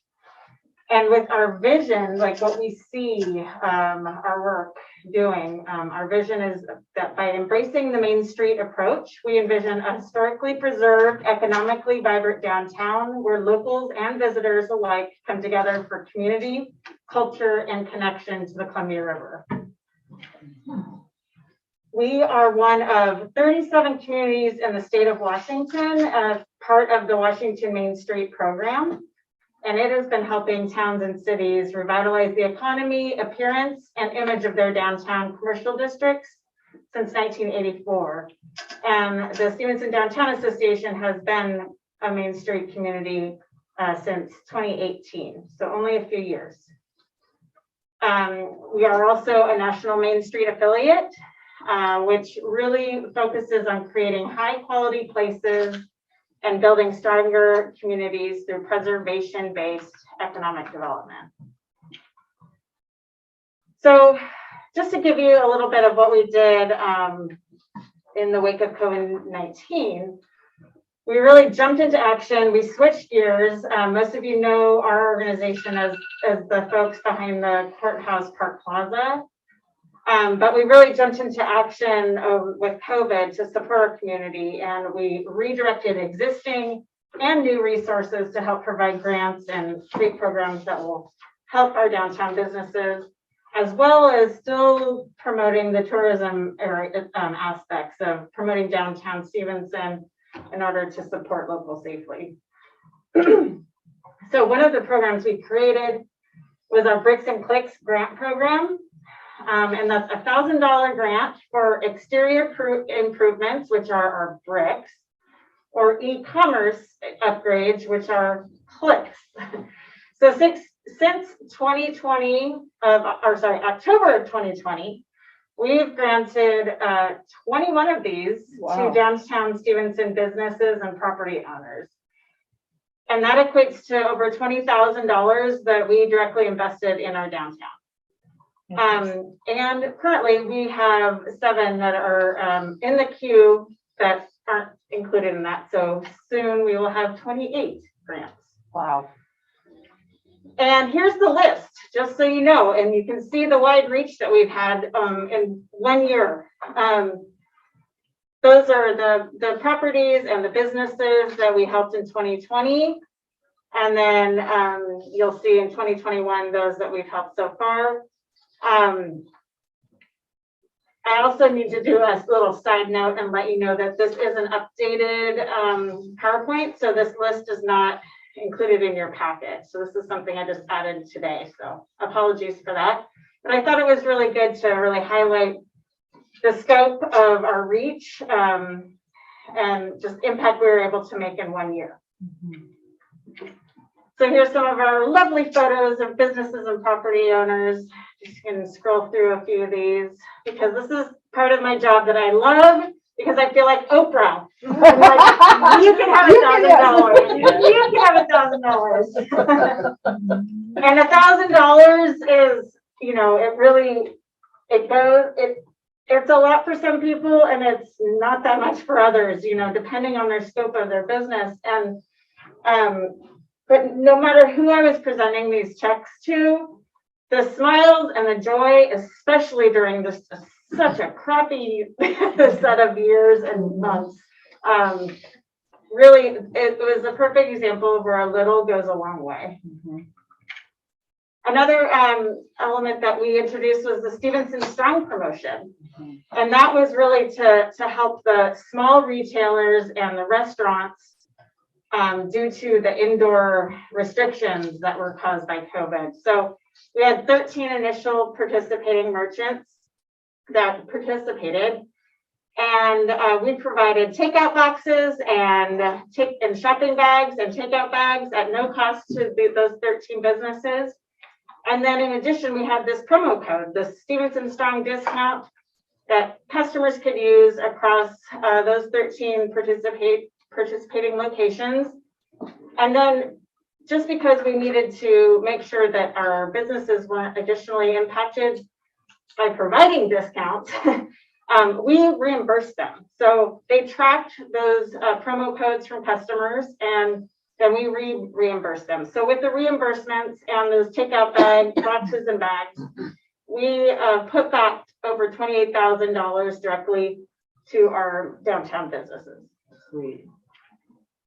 And those were our participants. The front, which you probably saw their logos, but I just thought I'd list them as well. Again, a nice wide range of participation and impact that we were able to make. And some fun photos because this was another bright spot during a dark time, just seeing smiles. If they were behind their masks, we could see it in their eyes. Just offering discounts to the customers, they were excited. And then also the businesses were really happy to receive these takeout boxes. That was the #1 piece of feedback we heard, was that not having to purchase these takeout boxes when they normally weren't such a large line item in their budget was such a huge impact for them and a gift for them. And then hopefully you all saw the Stevenson Streetery at the base of the courthouse lawn. The idea there was to activate a public space that we could support restaurants with outdoor seating. So really creating this public outdoor dining room in our community when, again, limited by some indoor restrictions, but even when those were lifted, people still continued to enjoy that outdoor space. So what was really remarkable about this was that it was a very quick identification of a project idea, and we turned it around within 60 days. And it was a true community effort. We had all of the lumber for our picnic tables donated by WKO Mill. All of those picnic tables were built by the high school woodshop kids with the Rough Cuts Club. We had 6 of those tables, and each of them were painted by local artists. A&J, our beloved market here, donated and prepped and built our pallet wall. LDB Beverage donated the barrels that we needed to anchor for the weight of that wall. And then the Economic Development Council contributed cash as well. And here's some fun volunteer photos setting it up. it was, again, another bright spot during a tough time, and really the community of volunteers seeing the impact they were able to have. And it was just a really great project. And you'll notice that we took it down for the season, but we originally had plans to take it down after or the Labor Day weekend. And it was so popular that we decided to extend that period. And we just took it down last week. So, okay, so that was a streetery. So I just needed to give you guys a background of all of the programs that we were able to do in such a short amount of time in response to COVID. So you had an idea of the way that our organization could help you all with possible ARPA fund programs. So this is my favorite quote. Oops, the formatting's a little off. But I use this quote in most of my presentations because I just think it's so important to say, and it's just poignant because it's like, why invest in downtown? Well, downtown is important because it's the heart and soul of any community. If you don't have a healthy downtown, you simply don't have a healthy town. And that is from Ed McMahon, not the Ed McMahon, but another Ed McMahon, who's the chair of the board of directors at Main Street America. So why invest ARPA funds in downtown? Well, I think you all know why, but why invest with the SDA as a partner? Because we're a key player with some turnkey programs like I just shared. Our role in economic recovery and revitalization of downtown is crucial. And we already have these programs in place that can help move recovery funds quickly to support downtown businesses and the economy. So the ARPA interim final rule, you probably know that it's hasn't been finalized yet. At least I didn't hear about it today, but I think it's any day now, maybe, or any week now. But this following slide is from Main Street America with a downtown lens, because they shared it out to all of their affiliates just so that we could better understand from our perspective how we fit into some of this government funding. So these are probably uses that you're familiar with, and I know Liana will go through some additional items, but I wanted to point out these two that we feel like we might be able to be involved with, and that is the direct assistance to small business and nonprofits through grants to mitigate financial hardships or COVID-19 mitigation prevention. So those programs that I already outlined, those fall into that exactly. And then aid to impacted industries, really calling out the tourism, travel, and hospitality industry specifically, and just general business districts as an eligible use, which is what our organization assists with. So these are just ideas. So I just want to, these are my brain. These are not necessarily approved yet or fully formed, but I just wanted to help get your ideas flowing of how we might be able to partner in some business focused assistance. So of course I spoke about the Bricks and Clicks grant program. This $20,000 price, it's literally just me thinking we could definitely still put out 20 more grants. This is a really highly high demand, and I know that people could continue to use them. And as you saw, we've got a whole program in place to be able to keep that going. Now these are all new ideas. So what about a Main Street tourism and hospitality grant? Because in one of the ARPA rulings, it says aid to impacted industries of travel, tourism, hospitality. So this maybe new program idea could directly fund all 30 downtown tourism and hospitality businesses with a one-time $1,000 relief grant that just gives a little more breathing room, because we already have seen what $1,000 can do for small businesses in our community. Another idea, big idea, hiring incentive grants for the food industry. So we have heard about this staffing shortage. Again, just an idea, not a fully formed plan, but what about directly $1,000 grants, or sorry, incentive grants for all 21 downtown food service businesses that would help them either create hiring incentives for a new staff, adding a hiring bonus, gifts for, really allowing them to use the $1,000 how they see fit, how would help them create a better opportunity for bringing in new staff. And then blade signs. If you haven't heard about blade signs, they're the thing to have. Okay, so these are the best, these are best practice for businesses, especially in downtown historic districts like ours, that really help increase sales and beautify businesses and town, thereby elevating all of us. So what about this idea about having a $500 micro grant for 20 various blade signs for owners to be able to install? And again, the relevant ARPA funding there would be business districts as being an eligible use. Can you define what a blade sign is? Yeah, I should have had a visual there. Those businesses who have really excellent blade signs right now are Red Bluff specifically. They've got two, and they're perpendicular to the building, so that people can see them while they're driving by and while they're walking. And they're walking in ahead, they can see each of the signs coming up, and it's just a really excellent way to highlight their business. I believe way better than a bigger sign that's just across the front of the building.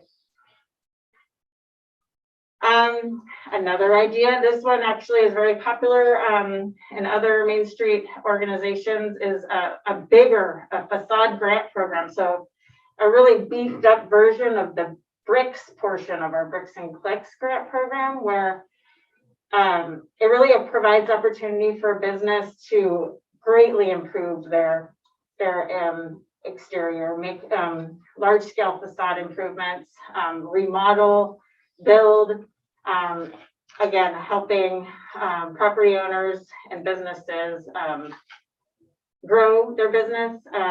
And this one would again be a business district eligible use. And then borrowing another idea from other Main Street communities, preservation grant programs. So kind of similar to a facade grant, except really promoting the preservation of our historic infrastructure. So buildings over 50 years old are very important to the history of our community and for the future. And it would be really important for us to help building owners, property owners, preserve those buildings instead of perhaps tear them down. So this would be an idea to help preserve some of our buildings and help those owners that might see that as a barrier to growing their business. And then this is a kind of a fun idea that Angie Weiss and I have been tossing around about at the chamber, where I rent an office space there. We really like the idea of creating an entrepreneurial hub or a co-work center. We're really seeing these pop up in other communities, and so we haven't fully fleshed out this idea yet. So this is a real in an infancy level, but at the minimum, we're thinking, okay, maybe 3 workstations that we could set up, because our office is big enough in the shared space, that really promotes entrepreneurship, we would provide assistance, because I would be there, Angie would be there, the SBDC now shares office space with us, and we could provide, or it fosters collaboration between entrepreneurs who either don't have their own office space, maybe they're working from home, but they just like to bounce ideas off of other people in creative space. Or they have no idea how to even start opening a business in downtown or in Skamania County, and there, Angie and I and the SBDC person would be there, and we're already there, but it would be more collaborative effort. So this kind of co-working center, I've got a lot of examples. Some of them are a lot bigger than what we're originally talking about here, but there's big possibilities here. So that's why I put it in a range, because it really, we have lots of ideas, so we could go in lots of directions with this kind of idea. The ARPA ruling here would be providing technical assistance, counseling, or other services to assist businesses. Have you had requests for this from some of the chamber members or any other entrepreneur?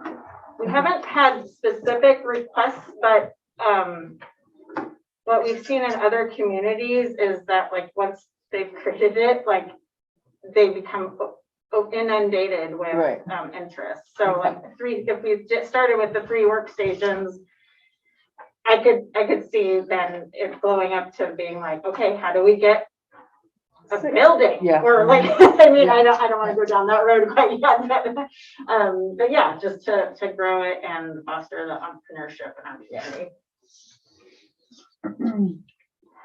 Okay, and then I have a non-SDA idea. I'm sure you've already heard about our broadband infrastructure issues here, but the lack of quality and consistent broadband is one of our top complaints from businesses in downtown and their customers. So we feel like this public utility is necessary for economic growth and vitality. And we don't see the SDA's role as taking that on, but I would love to be able to help and assist with any sort of outreach to businesses to get any feedback. If this is of interest, I would love to partner.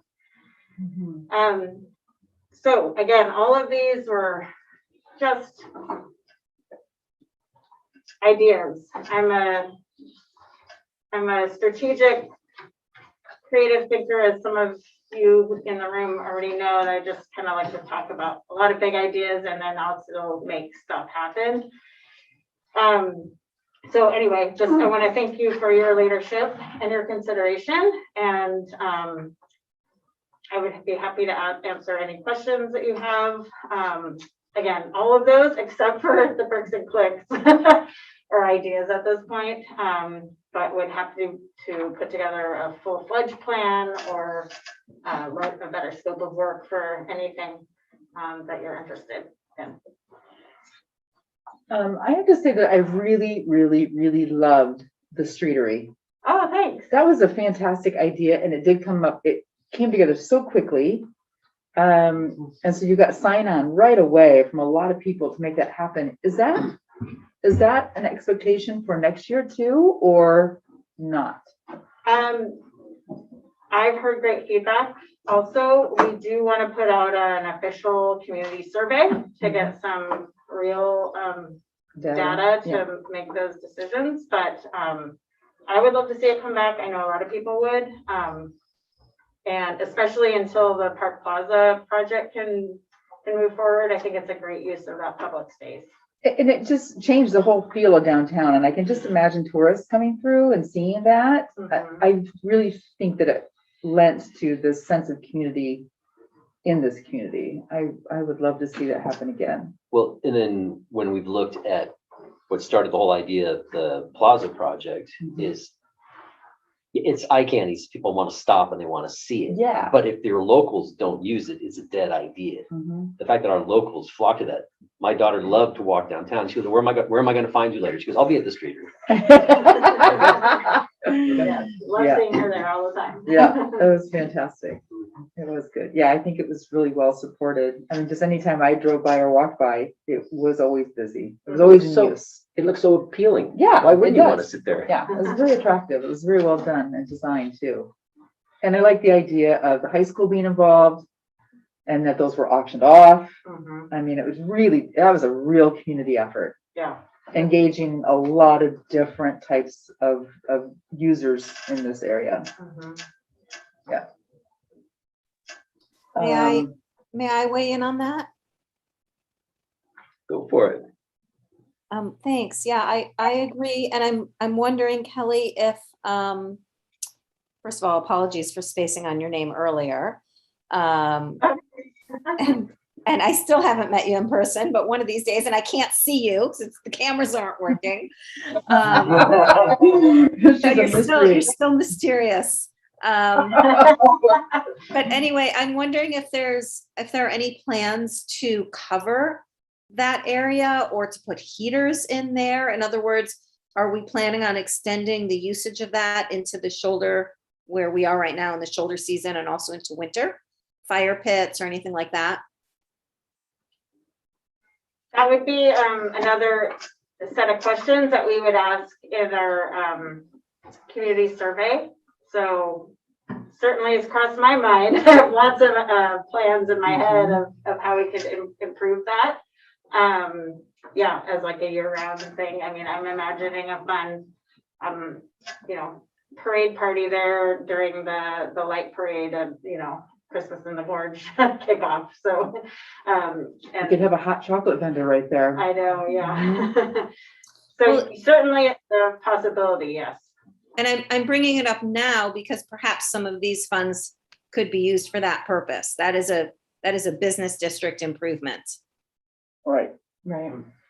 Yeah, I did remove that from my original proposal because I wasn't quite sure, because it's a temporary infrastructure. I wasn't sure it does qualify, but I'd be happy to look into that further. I know it did, if we're looking backwards, it would have, because it was in direct response for the outdoor seating needs. And but moving forward, if there's no further restrictions on that, I just would want to make sure that we could tie it accurately with the ARPA funds.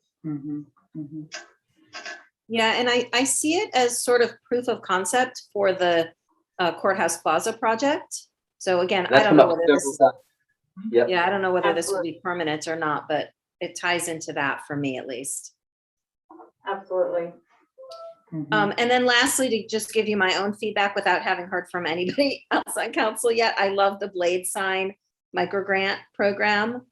I also like the Facade idea and the co-working hub. And of course, I feel like all of us are in favor of, or at least I personally am in favor of broadband, even though that's outside of the scope here. So thank you. Thanks. I'm gonna sit. Ben? I'll be happy to continue. Thank you. Just strategically using these funds, since they're one-time funds, if they don't have the same restrictions that we have in other cases about the gift of public funds, then something like the Blade Sign or the Facade grants might be your only chance to fund something like that. Absolutely.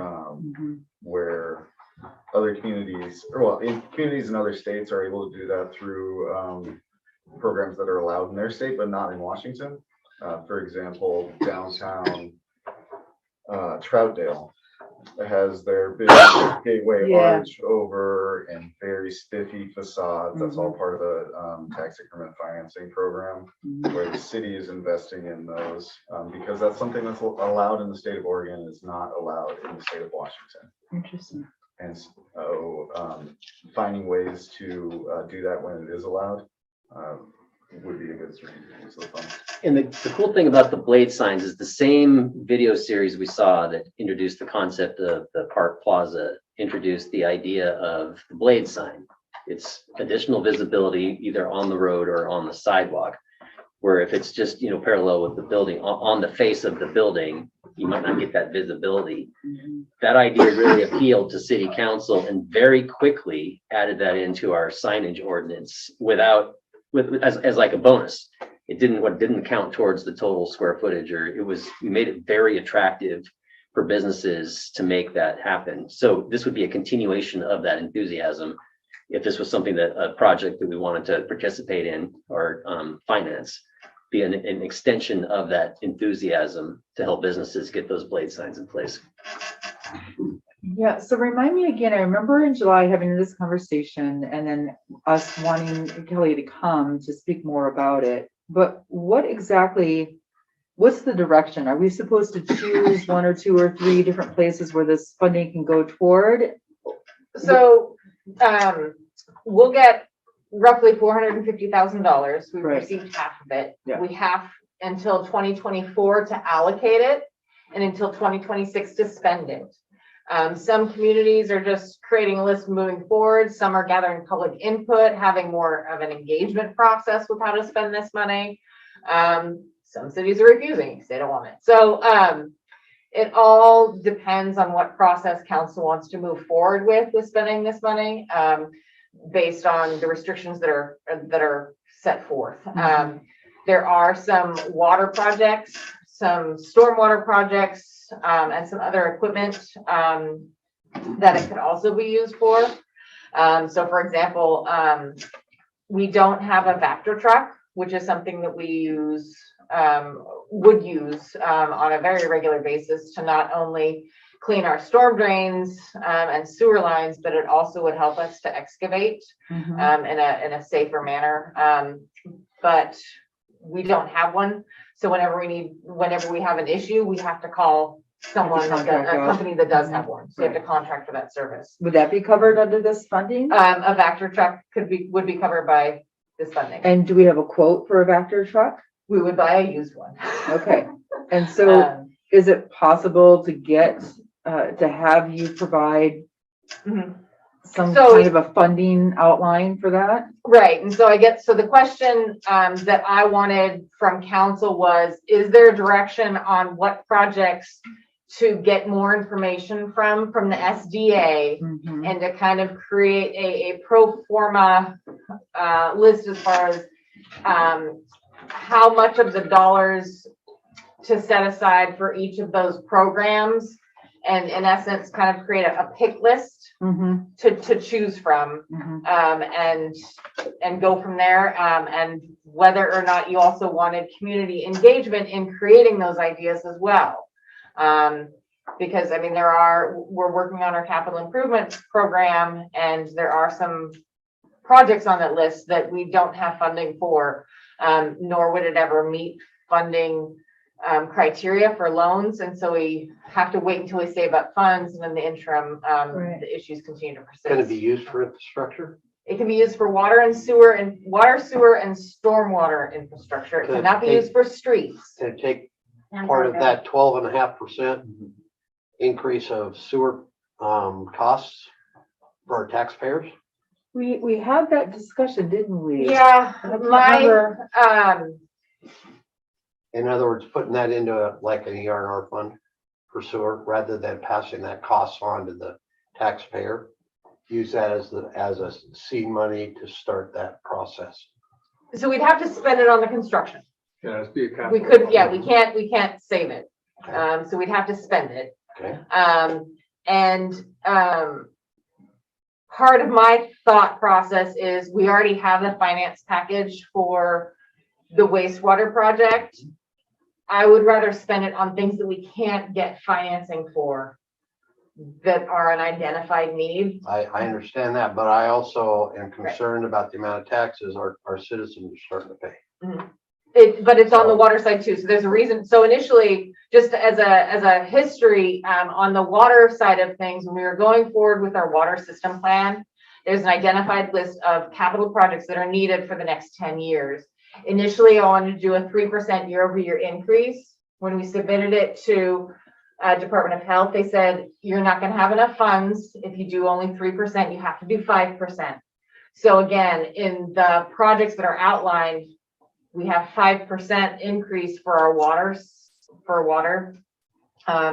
year over year. And we're actually having to drop projects that are on that list because we still don't have the funds that are needed, because some of the projects identified were specifically expecting financing and we just don't score high enough to get that financing. So we have to pay for it in-house. So it's kind of, and it's a combination of both water and sewer as far as the hit to customers. And we realize that. And so that's why I wanted to, so for example, one of the things that I did is if we spend the $250,000 on the school street water line replacement, which is an identified asbestos concrete line, AC line that is very leaky due to multiple issues. But it doesn't score high on funding because it meets all, it's not a public health risk. That project, if we wanted to pay for it house and pay for everything else in our plan, we'd need to raise the water rate 7% instead of 5%. So the alternative is to drop projects off or to fund this one with ARPA. Okay, so thank you. That's one of the impacts or one of the decision points. Yeah. And I can look into how this, if we threw all the money at the wastewater treatment plant project, what that looks like as well, as far as the rate, overall rate impact. But then look at the trickle down effects of investing in the downtown. Right. Sure, sure. Better curb appeal, better infill, sales tax, jobs. So there's quite a few of downstream benefits that we have to keep in mind too. Yes. And keeping our business owners too. Mhm. You know? Yep, absolutely. So what do you need from us tonight? I think this was trotting out some really good ideas for us to consider, right? So are we going to have a swirling pot of ideas to start picking at? So the question is do you want to go, I guess, yes, a swirling pot of ideas to start picking at, and how do you want to go about that? Do you want to create a special committee with more members of the public, or do you want to go with what we have now and send it out for public input? Or do we talk about it on the 8th of November? Well, that's for budget. That was for budget It's a specifically. special meeting for, Right. just for the budget. Mhm. So I like the idea of public input, obviously. And we can come back at the next meeting with a plan as far as what that looks like as well. Yeah, because it seems to me like lately we've been deciding to do a lot of public input kinds of things. Are we gonna have the time to do all these, you know, getting the public involved in workshops and conferences and things like that? Is it feasible to I don't know. We have until 2024 to obligate, That's true.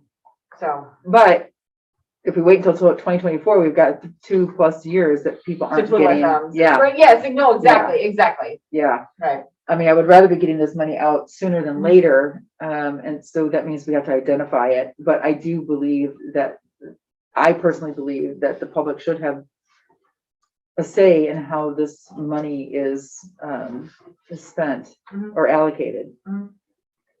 Yeah. What do you think, Dave? I would say to some extent, but at the same time, there's Right. also there's a lot of things that go on behind the scene the public is not aware of Mhm. that influence our decisions too. So, Yeah, so maybe it's just a survey of some sort that they respond to. Yeah. And it's quick and easy. give them a bunch of ideas and. Yeah. So maybe it's like a Survey Monkey or something. I don't know. Right. Yeah. It can be a combination of modes of engagement. Mhm. Mhm. Okay. Well, thank you, Kelly. That was fantastic. I love what you're doing. I love your big ideas. And hopefully we can help with some of those. So we've got a couple of board members in the room, and I have said more than once, there's a couple of projects. First off, I'm very proud of the work that we've done, but a couple of the projects, the two specifically, the Bricks and Clicks and the Stevenson Strong, very proud to be a part. Yes. That's something that dumps money directly back into the downtown. And I love talking about it. Well, and I think too, it's really important that we let our business owners know that they're supported in their community. And so even just those bags and boxes, that's a huge expense taken off of their budget. And especially during COVID, when everything, all prices just doubled, tripled, and quadrupled for no apparent reason. I hope that our business owners realize that that they were appreciated and that many of us did a lot to make sure that their doors stayed open. And as Kelly pointed out, they were able to, the grant made it possible for them to offer a discount that they didn't have to pay for. Right, absolutely. They got full price for the goods Yeah. and entice people to come in and buy it. Yeah, I remember, I think I was at Clark and Louis and they gave me the bag and the coupon for the 5% off or what it was. I'm like, oh my gosh, how are you affording this? And they're like, we're not. I'm like, oh, fantastic. It was great. Can I comment? Go ahead. Well, I just want to say I'm on the board as well. Kelly's done an excellent job. She's a joy to work with, first of all, but she's got a lot of energy. But one thing in Stevenson you don't know, not one restaurant closed down. I know. I mean, you can't talk about that in any other city. So, Uh-uh. I mean, there's restaurants closing and businesses closing all over the place. But, not only was the bags and the to-go boxes were great, but they couldn't get them anyway, but they got them. So it was a time where you couldn't even get that stuff. Right. So, anyway, Yeah. they did a great job, but she's done a great job of everything. So I just want to be, Nice. the board is the same way. They feel the same way. So we get a lot done. Yeah, that's fantastic. I mean, she keeps us moving and keeps us going. That's funny. So you're welcome to stick around for the rest of the meeting if you like. Thanks, guys. So self-serving. That's great. Uh-huh.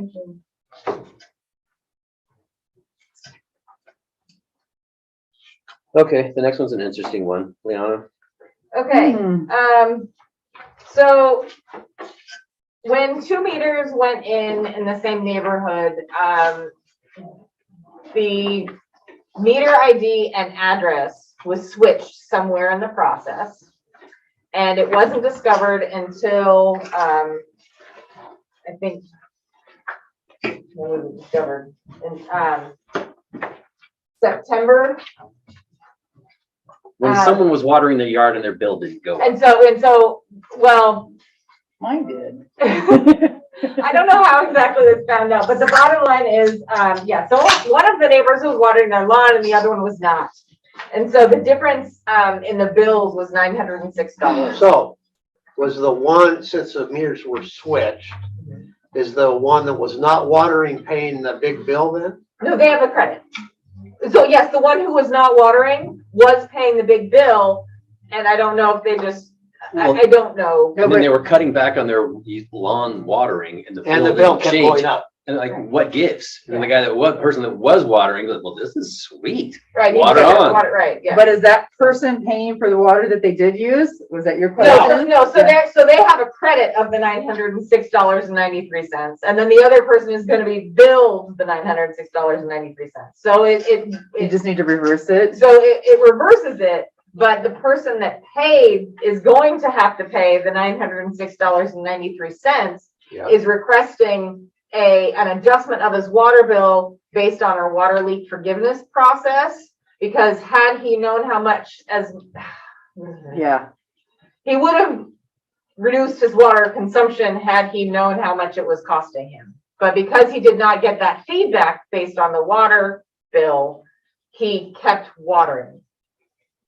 And so what we have done is, because it was a brand new meter, there is no history. So what we did though is, from the date that he found out that his meter was switched to recently, I think we took roughly a month since he knew how much water he was using. And we used that as, okay, this is your average water usage. And then we extrapolated that over history and everything to kind of apply it to our forgiveness policy. as the average usage. And so using that, because it's outside of our normal water leak policy, because there was technically no leak, the request is for an adjustment of $773.04. And what that is, though, is that's paying a different rate for the water that was used.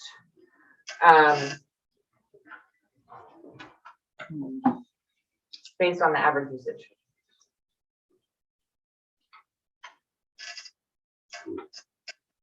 I'm gonna let you talk first, Dave. What's that? I'm gonna let you talk first, whenever you're ready to. I've got a rub with it. Quite honestly, he should know how much water he uses and how much he should be paying. And if he's not paying that amount of water for the amount of water he's using, he knows that. And you say there's no history, but what about the previous months that he had water? Okay, so he knows what his bill should be. It's a brand new meter. I know, well, granted, but he's Yeah, got, the but meter's he's got brand an old new, meter on but it. his usage isn't, yeah. But he's got an old meter on it, right? No, this is a brand new install, right? New home. Yeah, Is this a new brand home? new, it's a brand new build. Oh, and it's a brand new bill. Brand new build, brand new builds, Okay. both of them, brand new builds. Oh, okay, That's why okay. there's no history on either of them, because it's brand new builds. Yeah. And so this was just 1 month's worth? No, so this went back to when it was installed, which.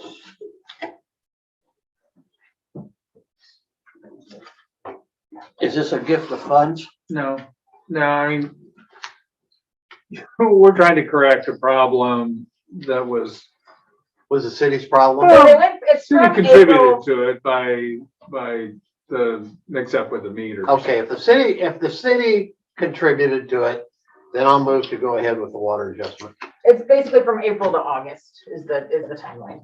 So he'd gotten bills before that determined that clearly indicates, what the water rate is, right? What the cost is. And he could assume an average from, He just gets, what he was paid or what was owed. It shows your base fee and it shows a consumption fee.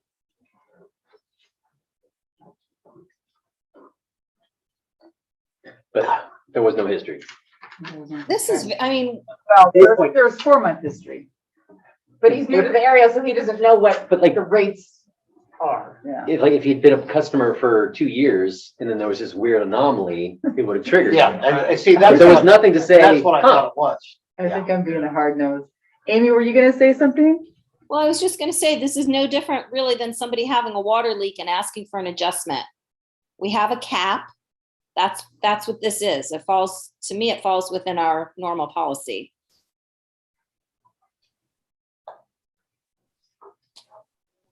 So I moved to make the water adjustment. And I'll second that. all right, first and Okay, second, wait, can you have the dollar amount in the motion, please? For $773.04. Thank you. Second. first and second, any further discussion? All in favor, say aye. Aye. Aye. Paul? Aye. Okay, thank you. Thanks. All right, payment plan policy. So the moratorium or hold or freeze on our ability to collect payment on utilities has been lifted. It was lifted September 30th. And so the list is shorter now, but it was at the time of writing this memo, there were 60 people on the list that had balances owing. So the moratorium was on disconnect for lack of payment, correct? Yes. And well, And collection. any collection Okay. option, any collection enforcement process. And so we don't have a payment plan process. And the only fees we have are if we do door hangers, and that's a $10 fee for a door hanger. For Washington state law, need to charge a fee for a payment plan. Otherwise, it's lending credit or gifting of funds. And so what this policy does is it establishes that fee and it establishes the rules around when we charge that fee and the timing of charging that fee. And so that fee in essence is $3, a minimum, sorry, whichever is greater, $3 or 1% of your outstanding bill. And the recommendation is for people to pay their outstanding balance within 1 year. And then it does allow options for us to extend that if there's good history and circumstances that administration deems appropriate.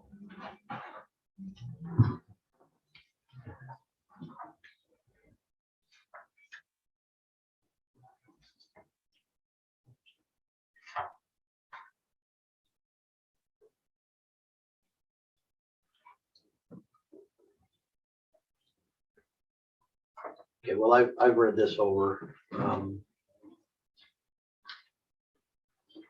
I would move to accept the payment plan policy as written. That Second. is resolution 21-21-383, correct? That is correct. Thank you very much. Thank you. I love Second. lawyers. And that was a second from Amy. Any discussion? All in favor, say aye. Aye. Aye. Thank you. All right, utility rate restructuring discussion. Okay, really hard talking with the mask on. So, the current rate structure that we have bills multifamilies differently than it does multi-use or mixed-use properties. And so, for an example, there are some commercial buildings downtown that have either a restaurant or office space down below, and then they have apartments up above.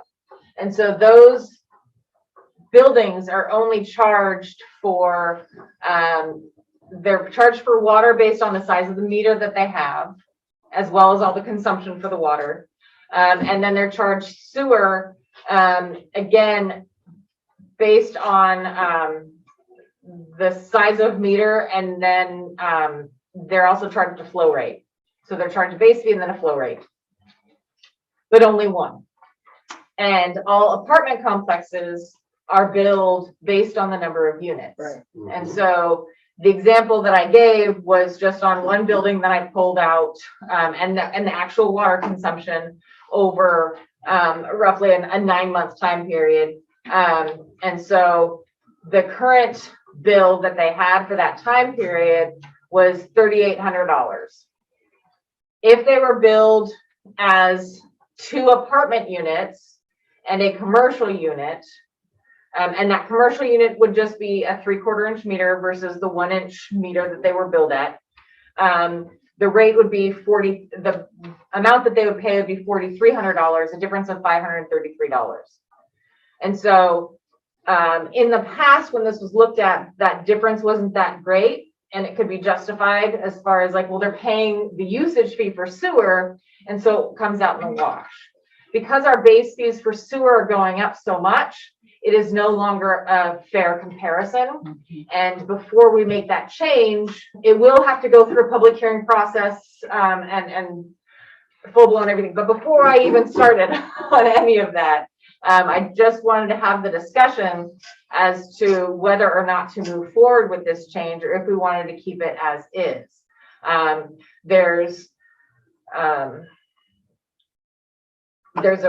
There could be a reason why you wanted to keep it that way, to encourage more mixed use. You can split up utility bills any way you want. Yeah, we were talking about the downtown revitalization earlier tonight, and mixed use is one of the key parts of a thriving downtown. And I don't want to discourage mixed use at all. But then again, fairness is fairness. So it's not a simple solution. It's not a black and white issue. In general, I want to do whatever we can to encourage mixed use in the downtown core. How far do you go, Paul? You mean as far as how far out of downtown do you go with something like this? No, just how far do you go making concessions for businesses, to be able to do that, and when you have other businesses that are, paying the full meal deal? Yeah, And it's a just good because, question. just because the business is located in the downtown portion of the district, they're gonna get this cut rate. And, we've got taxpayers that are gonna be footing the bill. Residential taxpayers, and I think everybody needs to step up and pay their fair share. No, it's a point well taken, Dave. I appreciate that. And and I totally get your point. But tax structure and fee structures are used routinely for encouraging this thing and discouraging that thing. It's commonly used in government. And whether or not this is a good use, say again? It doesn't make it right.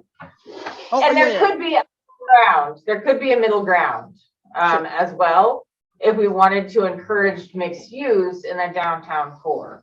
So again, But if you identify a goal, a priority, then you identify some tools to make those happen. We ran into this just 2 months ago when we had a goal of making affordable housing more available. And the tool that we had there wasn't a lot of favor for the tool that we did have. So this is a tool that we have, although I don't know that this started out as a tool to promote downtown. It's just like, yeah, but if you change this is really going to affect what's going on downtown. But I think we've all kind of agreed, or it sounds like anyway, downtown is a priority. Mixed use has been identified as specifically as a priority in downtown. Jumping on a dramatic change like this from 1 month to the next, adding 10%, 20, guess what? Thanks for being in the downtown. We've just decided that you need to pay more for being here. So I agree that it doesn't look fair for some person that's not mixed use, but if this is a priority for us, this is a tool that we have. I'm all in favor of tools, but I don't like doing things just because it's the way they've always been done. They have to make sense and they have to be fair to everybody across the board. So I'm somewhere in the middle. I think Dave and I are, tend to be more on the side of making things fair and equitable for everybody across the board. But I also believe, just like 2 months ago, we said, oh, well, hey, could we give the guy a loan instead? So I think there is a solution, a middle ground solution here somewhere. I don't know what it is just yet, but I think it's worth investigating. I also want to give everyone a heads up. When I was looking at this, in essence, triplex, and I don't know if there's 2 residential units in that building or not, but I was going to use the McCloskey's residence as a comparison, and they have not been billed correctly.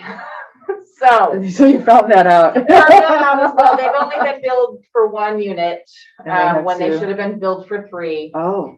And so the question will be coming to council at the next meeting as far as how we want to handle that. In the past, because of the COVID situation, we've been using that hardship model. And so the COVID emergency still exists from the governor. And so that can also still be. Well, I think that I don't have enough information in front of me to just say, I want a little more in-depth, more charts, more just to be able to say, this is what we're talking about. This is a very, very obvious disparity right here. Yeah. And then find a way to massage it so that it feels like it's a win as opposed to guess what? The city just came by and nothing good happened while they were here. So yeah. You owe us. Well, no, and that's what, so I mean, I have a middle ground solution right now, but for the McCloskey property, it is very clear that they should be billed for 3 units, and they are not. So there is no real middle ground right there on that property. Which property is that? That I'm not- big- Blue House by the title company. Oh, okay, Mhm. all right, thank you. And so, again, that one will have, that's not a gray one in our code. Mhm. But before I approach them, I wanted to talk to council first. Guess what? Give them You've a approached them. solution. Mhm. And yes. And we are working on correcting some of the issues with that. So one of the things that I thought we were going to talk about in this was breaking up the base fee that was tied in with an allotment of water. Okay. So as far as the water bill, So this We is can why also- Leon and I were talking about this. A resident went in with a severe health crisis and was not home at all. Mhm. But the way our fee price is set up, our structure, there is the base service fee and an allotment of water. Once you go over that allotment of water, then your bill goes up. He wasn't using any water, but he was being billed for water, but that's the nugget that everybody is expected to pay. If you turn off the water, then there's ramifications when you turn it back on again. So that was another thing that I wanted to kind of introduce is, now obviously there's things that's gonna have to be, got to take a deep dive on, are we gonna lose money by being altruistic? So we're gonna have to take a look at the finances to, does this base service fee, there's lots of things to discuss on that, but we have to get like you guys to go, let's take a look at that. Well, I mean, it sounds like we need to. And it's not a unique model from what I hear, this separating the, go ahead, Ken. Yeah, I've seen, of course, other cities approach to this question. Oftentimes, what they end up doing, especially if they hire outside rate analysts, which some the bigger cities like GMA cities have to do that. That's required to establish rates. They have to do rate studies. But a lot of times what they try to do, the goal is to have a base fee that spreads out amongst the users the just basic maintenance cost of the system, right? And so that's that zero use, that's what it costs to run the system spread out amongst the users without a minimum water use. So 0 gallons use, that's what you pay. And then you pay based upon usage at a rate that is equivalent to the city's cost to produce the water, the actual physical, pipe or Turning on the valve. well, yeah, adding the chlorine and having the municipal workers, monitor the site and on and on and on. That's kind of the philosophy of that split charge. We don't use, rate analysts, but that's oftentimes what they end up doing as far as devising the rate structures. It's just a philosophy. Well, right now, the way we're set up, correct me if I'm wrong, is we've got the base fee and an amount of water that's allocated, and then you have extra water on top of that. right, so there's 400 cubic feet included in your base fee for residential use. Yes. And so what Scott's talking about is creating the fee structure to where you pay a base fee and then any water used, you're All billed water. at. Instead All of- water. All water. 400 is not There's included. no 400. Right. Yes. What kind of an impact is that gonna have on our budget?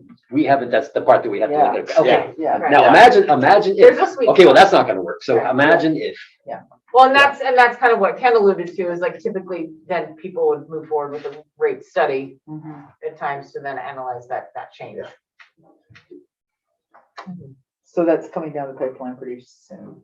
well, it was Well, just. I mean, no, It I was mean, for like, water. we haven't have- talked about it before, and it's Yeah. like, okay, so here's this resident that, like I said, was undergoing some serious health issues and was not here. And it's like, I'm being paid for water or being charged for water that I couldn't use. Well, that's the way we're set up now. If we want to change that, this is one avenue to change that. It Well- feels like a good way to take care of, because right now we have people that have vacation homes and they just keep the water and they just pay. But this is different. This is not someone that has that expendable income to support a vacation home. This is someone that was going through some serious health concerns. This is one way to make those type of inequities in quality in pay more fair. appetizing. So, I wonder too, just part of our overall water billing program, in this hardship case, I assume that there are nonprofit agencies that will help with that, Yes. but I can't hand a pamphlet to anybody to say, oh man, that's terrible. Here's somebody who can help you cover that cost. And so maybe that could be the first step on that effort to. In this let's- particular case, but it just felt like this was a time to get a temperature of the room. Is this something you guys want to pursue? I mean, we're talking about looking at water rates. well, the other thing with this is if we do separate out the usage from The base. the base rate. I also, based on the amount of debt that we are going to assume, highly recommend not letting people not pay a base fee when they are not using. No, residence. it's all Yeah, base fee. yeah. So right now, Base fee is no, just right water. now, we have the ability for someone to not pay base Oh. fee, but if they want to reconnect, they have to pay Yeah. 5 months water. That's they old don't. fashioned. So, right, Modern cities don't do So- that. so that is, Well, it's changed for our Because they community, expect to, just- if they come back, right, they expect to have that water turned back on and have it flow through their pipes. Meanwhile, they haven't paid a dime toward the cost of the infrastructure That's correct. maintenance, That is the time they've been gone. So There's a couple of- that's old fashioned, and the modern way is that you continue paying a base fee as Yeah. long as you have the property. And it's similar to when we set up the infrastructure for the communication system for the county. Where we had all these users and we had all of these radios and people were saying, well, you gotta pay so much per radio, on and on and on. And, but the thing is, there's a base fee to have the infrastructure in place. So whether you own one radio or 300 radios, when you pick up the microphone, the system is gonna work. Yeah. And that's the base fee that we're talking about. It's just like the PUD. There's a base fee for the PUD. You don't get additional electricity, just because you pay the base fee. The base fee takes care of your infrastructure costs. Plus the meter. Plus, then you have your, whatever the utility is, whether it's gas, whether it's, whatever. So I guess I would want to know if we took away, so if we just did a base fee, how is it, I want to know how that's going to impact our budget without the additional So fund. we're not prepared to do a deep dive tonight. no, but I know, right, that's what I'm saying. But as we move forward, Yeah. those are the questions that have to be Yeah. answered. So if that nugget, that automatic base fee plus the 400 is part of our revenue stream and it's part of our budgeting process, you can't just say, all right, base fee only. Well, we were expecting that money. Yeah, right. So, but then how many homes do we have that have a zero water use? How big of an effect will that have on our revenue stream? So yeah, there is some number crunching and deep diving to do, but The I way, think what we're really looking for is, just like this other one, the other proposal, this is the time to look at it. Are you guys keen to take a deep dive on Yes. water rates? And Or what at is- least the way the billing is done. and what is the 400 cubic feet. cubic feet? What is that worth? Yeah. If Yeah, it's, worth- what's our cost? maybe it's worth $5, Right. okay? So we take $5 off of the basic fee, and then everybody's paying for whatever they use. So, So I would like to suggest maybe we explore a tiered system too, where the first 400 or 500 cubic feet are charged at a relatively low rate, but then excessive users are charged anything beyond that minimum, Yeah. 400 or 500 or whatever, they are charged at a much higher rate to encourage that follows conservation. Conservation. And we've kind of got that model going with our significant industrial users too. Yeah. So. Yep. I think we need to have further All right. discussion about Yep, this. yep. Yeah. The other part though, is also along sewer system development charges.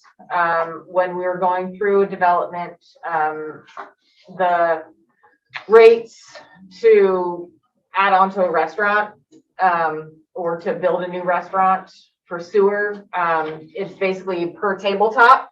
You have to pay an SDC, Oh, which gets pricey real fast. And it just, we've had this discussion with someone that was looking to do an expansion. It's like, why would I do that? Why would I put money into your downtown if you're gonna give me that bill? Why would I do that?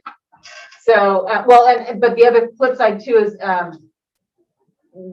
whether or not it applies to expansion, I think it only applies to connection. And so that's another nuance that we need to look at in our code as well. That's something too that I will look at when I bring forward the system development charges and that analysis on impact. But it directly goes to what do you want to encourage, and what do you want to manage, or what do you want to just let the market decide. okay. Cool. Thank you, Leona. Mhm. More to come.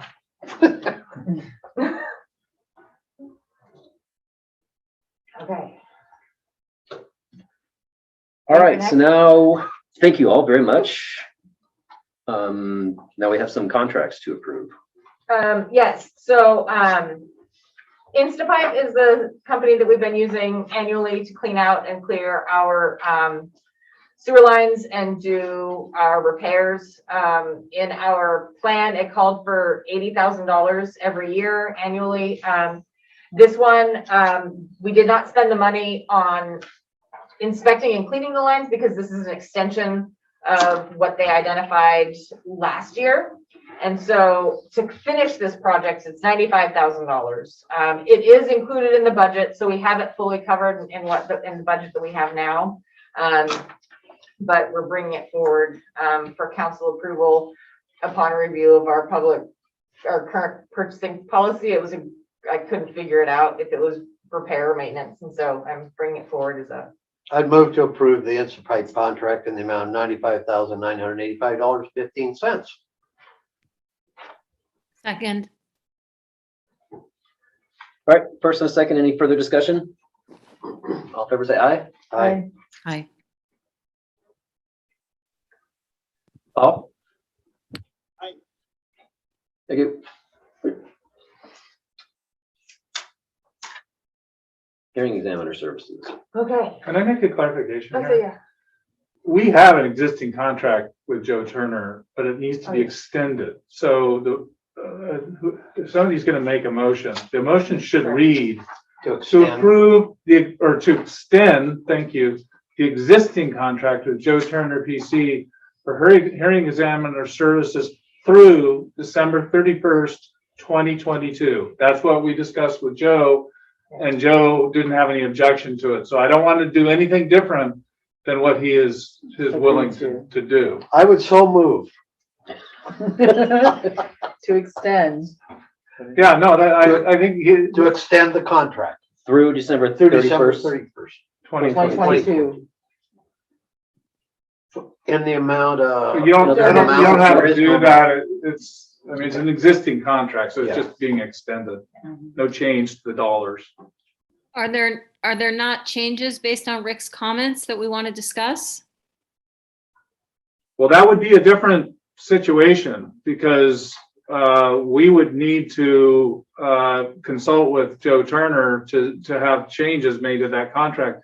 And honestly, that contract is between the city and the hearing examiner and no third parties. So to add a third party, that would potentially lead to liability both on the part of city and the hearing examiner. And these third parties aren't even identified. So, I mean, I think it makes just a lot more sense to extend the contract we already have with them. And that is what we're allowed to do under paragraph 3 of that contract. And we are not, and as far as this whole thing about splitting the costs and all that stuff, that has nothing to do with this contract. Yeah, that's part of our municipal code, but this is just between the hearing examiner and the city for compensation for his services. Right. And where is the code for that? It's resolution.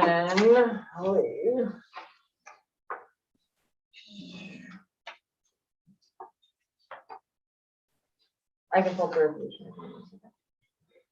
Can you read that resolution, please? Code. 2 Is this, something is there's the optional code and the using scope of examiner services, is that what you're referring to? So 2.15 is the code, It referring, allows you to Use use a a hearing hearing examiner. examiner instead of the other adjudicative bodies that you have, the Board of Adjustment, the Planning Commission, or yourselves. You're allowed to, on a case-by-case basis, send them to a hearings examiner, and we have had this contract with Joe in the past. It's we haven't needed that service for a long time, and so that contract had passed, extending that term. But I don't think the concern is the contract itself. The concern is how do we, like, for example, if I were to say, hey, wait a minute, I've got a problem with this. I want a hearing examiner so I can present my case. Why do I have to pay as a taxpayer? Why am I having to pay that amount? Well, no, I'm asking, where is the code that says there's supposed to be a split? Where is it? Where is the specific code that says To split. that there is a split? Adopted by resolution of the council, and the fees for services. So there is something in Ben, there did that you says- change that menu? No, Anders was working on this Oh, okay. today, Because so it. Can I wasn't suggest one this that you- kind of goes beyond the scope? Yeah, what this So, vote yes, is. yes. it's Yeah, also a splitting the question cost. This of is just the fees contract with the hearing examiner. across the county. Is there, so, okay, can you read the part of the code that talks about hearings officers? Can we do this? Yeah, let's offline? do this offline, because we're just voting on a contract extension right now. Well, this is part and parcel of written down here of how you're gonna split the fees, so I think it's on the agenda. The motion on the table is whether to extend the contract or not. Well, and it also says costs are to be split 50-50 with the applicant on the approval. So you're just going to ignore that? I'm not saying that we're gonna sweep it under the carpet, but we have a vote that we need to take care of right now. Okay. And then we'll take the rest of this discussion offline. Yeah, no, I have no intention of ignoring your question. Fantastic, thank you. So we have a first. Did we get the first? Where are we at? Yes. Yeah, it's Had a done. motion. Did we get a second? I thought Paul did the second, I'm sorry. Well, I will second it. Okay, All right. sorry, Paul. First and a second, any further discussion? All in favor, say aye. Go ahead. I'm a little confused. Could somebody please explain to me what Rick is asking for and what we're doing or not doing? So what we're voting on is whether to extend the contract that we already have. Rick's question is, where do we have the authority to split the cost of his appeal? So that's a different question. It's a whole different, it's a whole I different thought thing. the question had to do with indemnification. Is that not correct? Didn't we receive an email to council about the indemnification piece, which is part of the contract? Yes. So what Ken was saying was that Rick's request would add Rick as a third party to the contract. Or anybody. Or anyone any as a third party unnamed to the appellant. contract. Right. It's called, including a third-party beneficiary. And it's something you generally want to avoid at all costs in contracts between two different parties. To add a third party, an unnamed third party is just loaded with risk. And there's really no benefit, since this is really just a compensation between the city and the hearings examiner. And it's an existing contract that we've already used a couple of times. As to compensation and the split of cost between the hearing examiner, the city, and the appellant, that's a different question. And it's something that's certainly a valid question. I'm not telling the appellant not to address that with the city, but it's not really what's at stake here. This is just an existing contract. The city, under paragraph 3, has the right to extend this contract unilaterally And I cleared it with the hearing examiner. He says, fine, go ahead. This seems pretty straightforward, but Well, I'm not in favor of extending contracts just because we've had them in the past, if there's something new that has come up. But what I hear you saying, Ken, is that you are advising the city as our legal counsel to not add a third-party indemnification clause as requested by Rick. Is that correct? yes, that's right. Okay, Or, thanks. in other words, we'll release the records also. The request is for records. Basically, the same records that would go to you if we're being charged 50%, then the same records and the same identification that the city gets, the citizen gets. In other words, if the citizen's paying for this, the citizen should get the same rights as the city does. The city has got the rights to seize the records and the billing, and to also, anyway, it's just fairness. So Liana, if there is, say, there's a $15,000 cost for this hearing, does the city turn around and pay him the full 15,000? Yes. Correct? And then that 50-50 split then is between the city and the appellant, correct? So it's a different process because the pay to the contract has already been fulfilled by the city. So then we're talking about another issue of, and then that issue then addresses the appellant's right to have whatever the city gets. Correct? Am I wrong there? I mean, is that? No, all that would be covered under the Open Public Records. Right, Act. right. So he would be able to have all that information. Okay, thank you. But instead of that coming, instead of the billing coming or the records coming, there'd have to be a records request made in order to be able to get the same thing that the city's getting. In other words, whether you pay 50% or don't pay 50% really doesn't matter, because if the city paid for it all, you could do the records request anyway. Yes. So you basically get nothing for it. You have no rights that you're getting off of paying 50%. I think that you're making a lot of assumptions based on limited information. And there's a lot of information that could be given to you before you jump to these conclusions. It's a simple thing. Is the contract equal for both parties? That's the simple question. Is the contract equal for both parties? And if that We've got first, before we go too much further down this path, we have a first and a second. We're discussing. Amy, do you have any more questions? I don't think so. I'm just trying to ascertain what legal counsel is advising us to do, but I mean, I don't want to just move forward with a contract because it's the contract we've had in the past.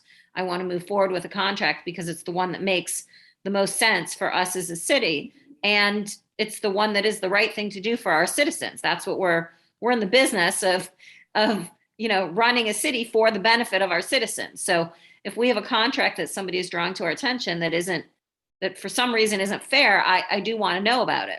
What I hear Ken saying is it's not part of this.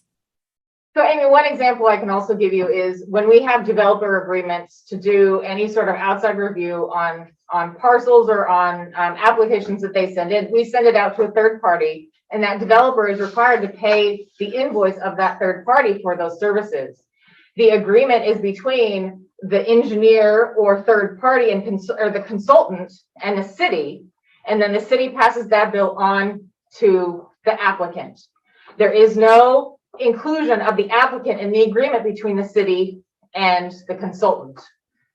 So kind of like what Dave was saying, the city's responsibility to pay is with the consultant, and then the city's responsibility to collect is with the applicant. And that's the same what's happening here, except for in our resolution, those costs are split 50-50. Yeah, I'm not addressing the costs at all. I'm really just addressing the indemnification piece, and then Rick brought up the records piece. That's all. The costs I totally get are a separate issue. Right, and in this case, the agreement, the existing agreement just has the consultant indemnifying the city against his acts, errors, omissions in the course of his performing his duty. That's because he has a contractual relationship with the city, right? if you interpose a third party, he's not gonna sign this. He would never in a million years sign this because he doesn't even know who that third party might be. Mhm. Okay, I So, hear you. I mean, and the cost sharing is really a separate issue. That is something the city has the right to spread out its cost. I mean, it's a zero-sum game, as you're quite aware, Amy. If you say the city pays it all, it doesn't mean, there's no cost. It means it's spread out to the rest of the city taxpayers. So the question is there an equitable way to split that cost between the rest of the city and the person who's requesting that service? So that's how the city has a 50-50 split. Mhm.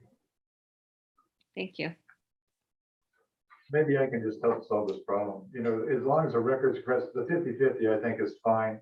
It hasn't been charged in the past. I am concerned, not with me because my pockets are deep enough, but I am concerned that it makes it much more difficult for other people to come back to the city and say, we have a problem here. So Hang on. that's an issue. Let me finish my vote, our vote. Any further discussion? All in favor, say aye. Aye. Aye. Aye. Okay, continue. So, if that can be done by a records request, or it can be done instead of, I hate records requests being sent to the city. It's a waste of time for people. If I can just put a request in, is that we see the billing information and the information that's going to be released, can we have an agreement that also gets released? That seems to make some sense that if if somebody's paying for that, then that would be something that would be released, then that solves the same problem. All these concerns are addressed by current practice. Okay. And current practice is what, a records request? No, there's an agreement to pay those services, and that agreement details how the billings occur. What the information is that's released, all that stuff. Great, and we haven't seen that, but that's coming? Okay, great. Okay, Shell Engineering and Consulting Contract. So, part of our transition plan, is to ensure that some of the services that Carl provides are covered. This contract with Shell Engineering covers some of the services as far as development reviews and mostly development reviews. If there's any specific right-of-way requests or other issues that need some specialized inspection, that is where we would utilize his services. It's on a basically time and materials basis as needed. He threw in an estimate, but he also understands that the applications come in on a varied basis. So his estimate is about $20,000, which would cover through the end of 2022. But it would only be used until we fill a position and get that person up to speed. I'll move to approve the contract with Shell Engineering and Consulting LLC as presented, not to exceed $20,000. I'll second. First and a second, any discussion? All in favor, say aye. Aye. Aye. There we go. Got both of them. Thank you. Approved. Is there anything in here as far as staff reports that you guys wanted? Ben and Liana wanted to call out? Under information or staff reports. Administrator and staff reports. And I believe I copied you on an email talking about a Department of Ecology grant that we submitted. So shoreline public access and trail plan is a concept that was identified in our still draft, but inching closer to approval shoreline master program.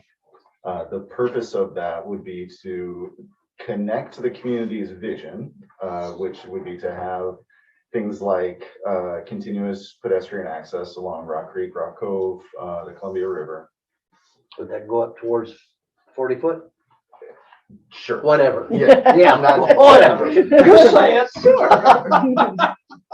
Just to thought I'd connect throw it that out there. vision, and then also their desire to see the water Sure. when they're driving down corridors or elsewhere in town, with the city's ability to realize that vision. And so right now, the ability is largely regulatory on a case-by-case basis, where an application comes in and we need to analyze its impacts on the existing shoreline access, whether that's visual or physical access, and justify any trail, say that would go to that. In this case, we'd have a plan that would allow us to budget for actual acquisition outside of a permitting process. That could ease a permitting process in the future because that analysis doesn't have to be done. So this connects those two dots. If we get it, and I really hope we do, it'd be great to move out of that shoreline regulatory process into a creative process, a positive We're process. not doing a instead of mother something- may I process. Mhm. Yeah. Yeah, so it will help you analyze other things in context of the broader system, like the Iman Cemetery Road vacation discussion. That's the email that you saw me send to the petitioners that said, hey, let's address this. So hey, we'll try to address it. Hopefully the state helps us do that. Thank you.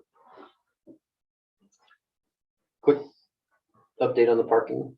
Parking, Alex Ralston, our interdisciplinary parking intern, is done for the year. He's up back in school at UW. And so still tapping him once in a while for exchange of information and helping to wrap up the final report. But that report is coming together. There's 5 or so chapters that talk about the downtown parking inventory. We're counting all the spaces there, supply.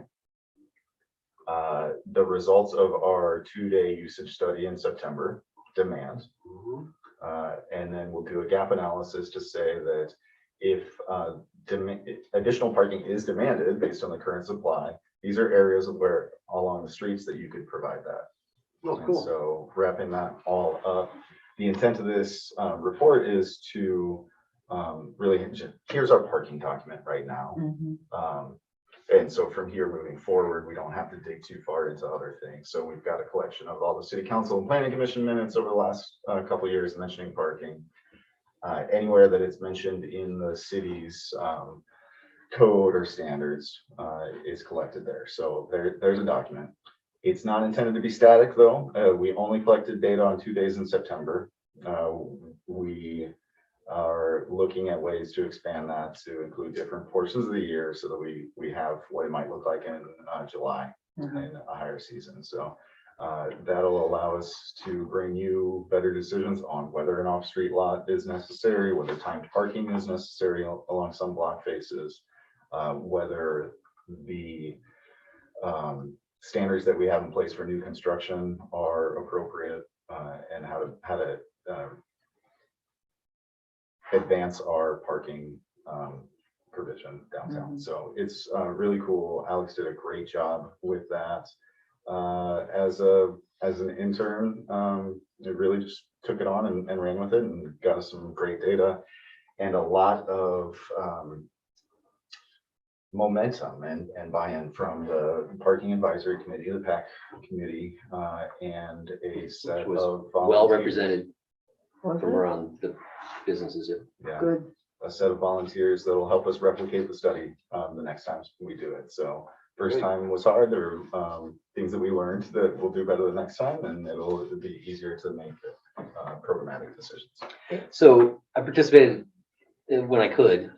Some interesting things that I found was the sweet spot for a parking spot utilization is 80%. So if 85. So if you find that you have spots that are utilized less than 85% of the time, then you have overspent or over asked, I guess, for parking. If it's over 85%, you need to do better to get more parking. The second thing that was really interesting was the parking studies that were sent out to businesses, asking them where do they park and their employees park, and where do they think that their other business neighbors park and their employees park. And everybody was doing one of these. When we park off street, they are parking on street. This is the problem that we foresee. So the perception of parking is skewed. So it was good to flush that out. But just knowing that utilization is, we have a baseline and plans to move forward with, additional inventory uses so that we can address the perception issue, but then we have something solid to build our regulations on. Very, very excited. I mean, I'm a geek. I'm a parking geek. I didn't even know it. So are you gonna need more volunteers? We will, yeah. Okay. Of course, yeah. And working with Mike Beck on the planning commission is stewarded that project. Okay. Okay, good. Again. Okay, so some updates from Carl. He is, like I said, we're working on a plan to transition his job duties onto the rest of Public Works and fill in where needed. We received the bids for the wastewater treatment plant equipment phase. And so those are currently being reviewed. And then the great news is that we'll have the equipment before we go to bid. And it will hopefully help the bids come in more reasonable because they'll know the equipment that is being installed. And they're going to be in training next week for tree trimming. So it's kind of a part of that whole tree preservation plan, the inventory and management plan, and then the training on how to actually do that maintenance of those tree assets.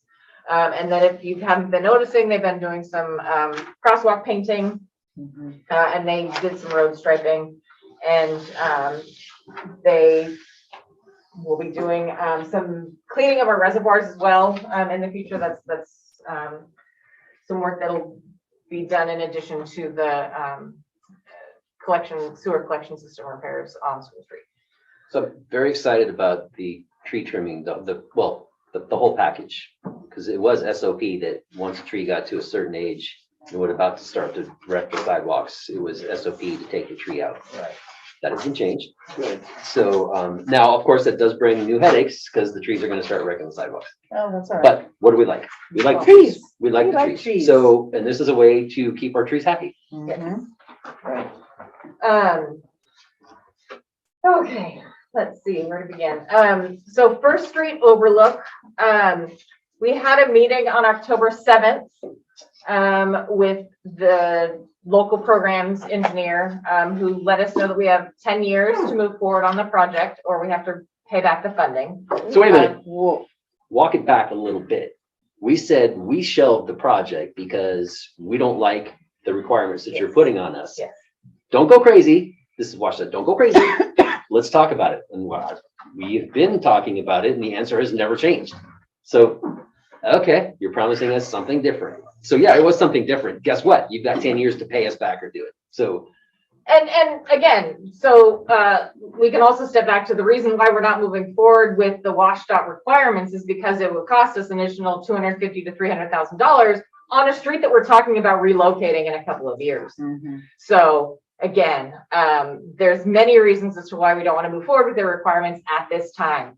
And so I also found a document that is included on the project site from the project that WashDOT paid for from 1998, talking about the settling of the road, which is the issue that we're seeing now get worse and worse.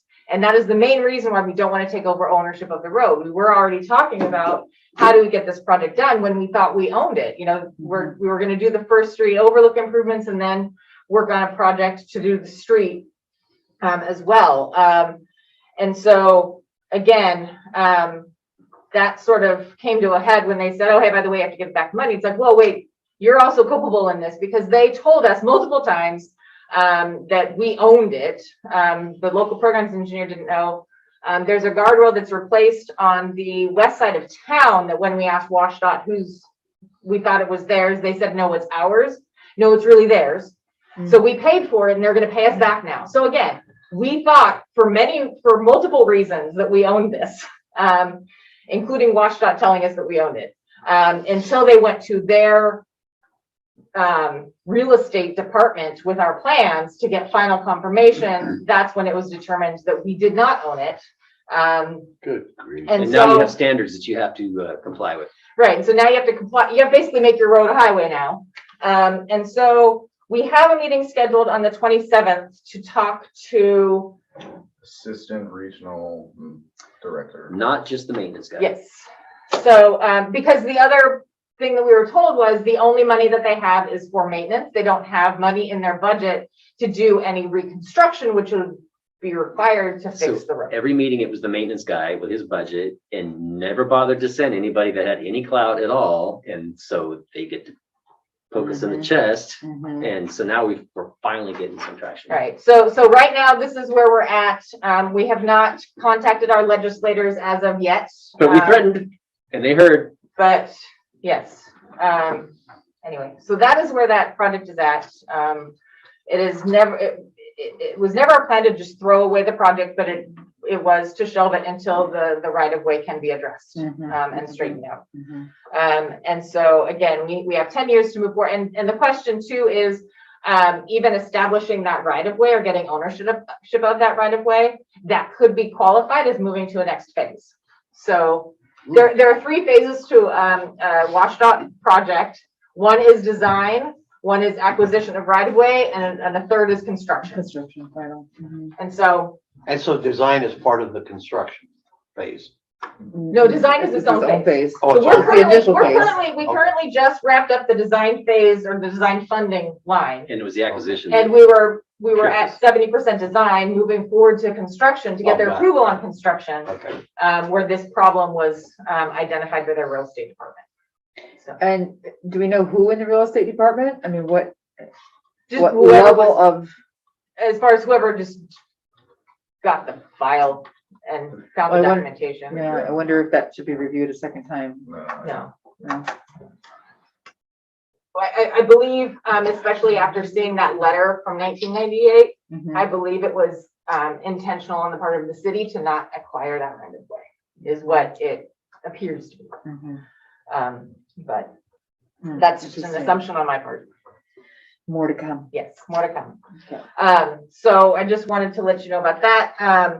A while back, this is on my update last time, but I forgot to follow up on it. I talked with Leslie Naramore from Washington Gorge Action Programs and Bob Hamlin from the county about homeless housing and temporary shelters and what the needs are.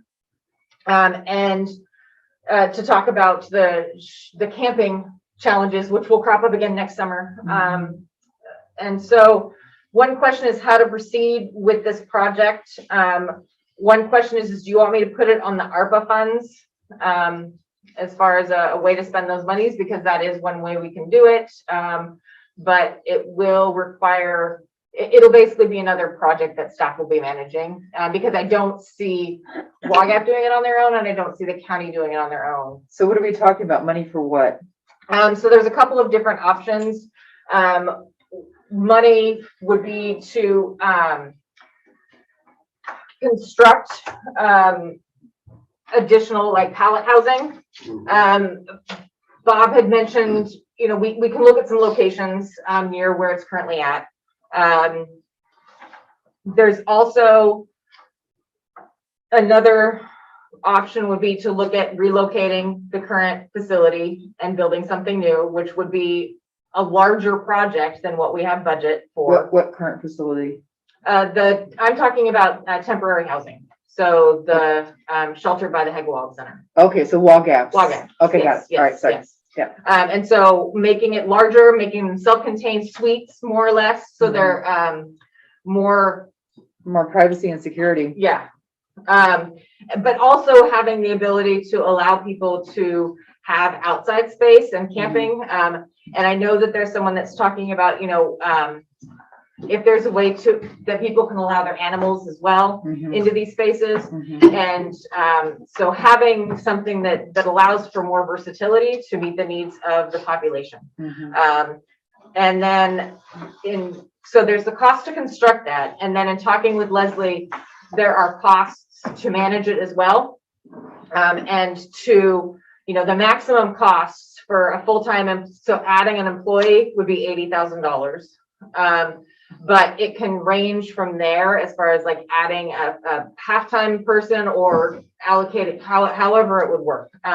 So I just asked for the maximum cost to go from there. So those are some of the options that we discussed. Again, it was a couple months ago, but she mentioned ideally having 7 self-contained units in one building, which I think right now they currently have 5, but it's a shared living space, so it's not ideal. Is this the building that has the fence around it? Okay. Right on the street front there. Yeah. The concept of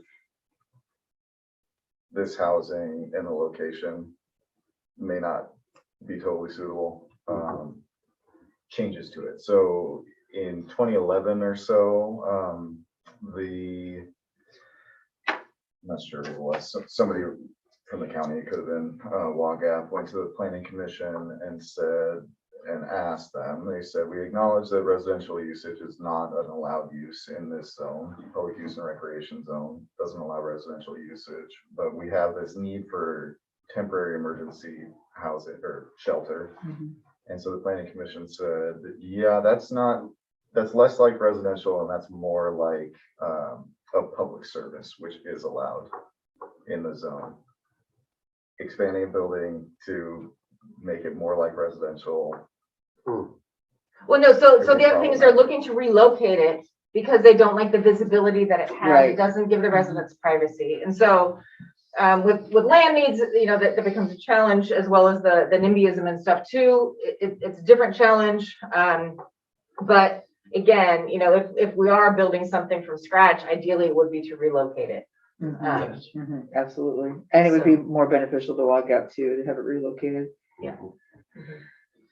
So anyway, there's a lot more to this project if we wanted to move it forward. And so that's where I come to council with, I can put some of this on a list for ARPA funding.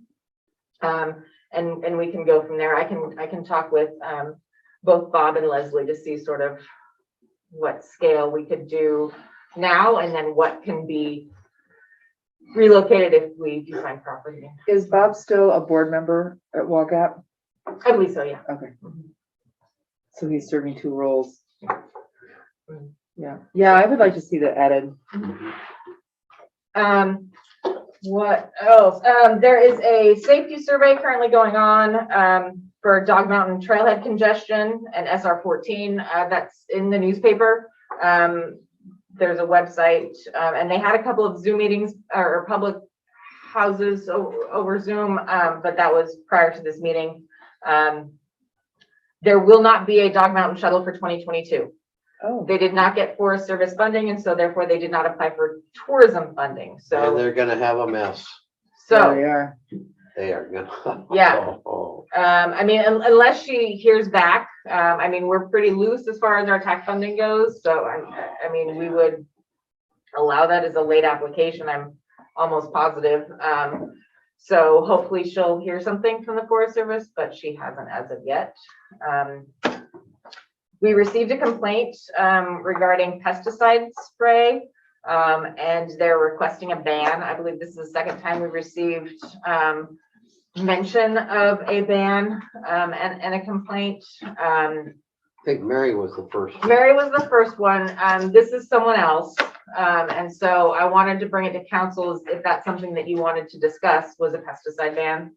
Is it the pesticide that the city is using or our neighbor? Crossbow for a neighbor trying to kill blackberries. More or less. So it's a specific type of pesticide or pesticides in general?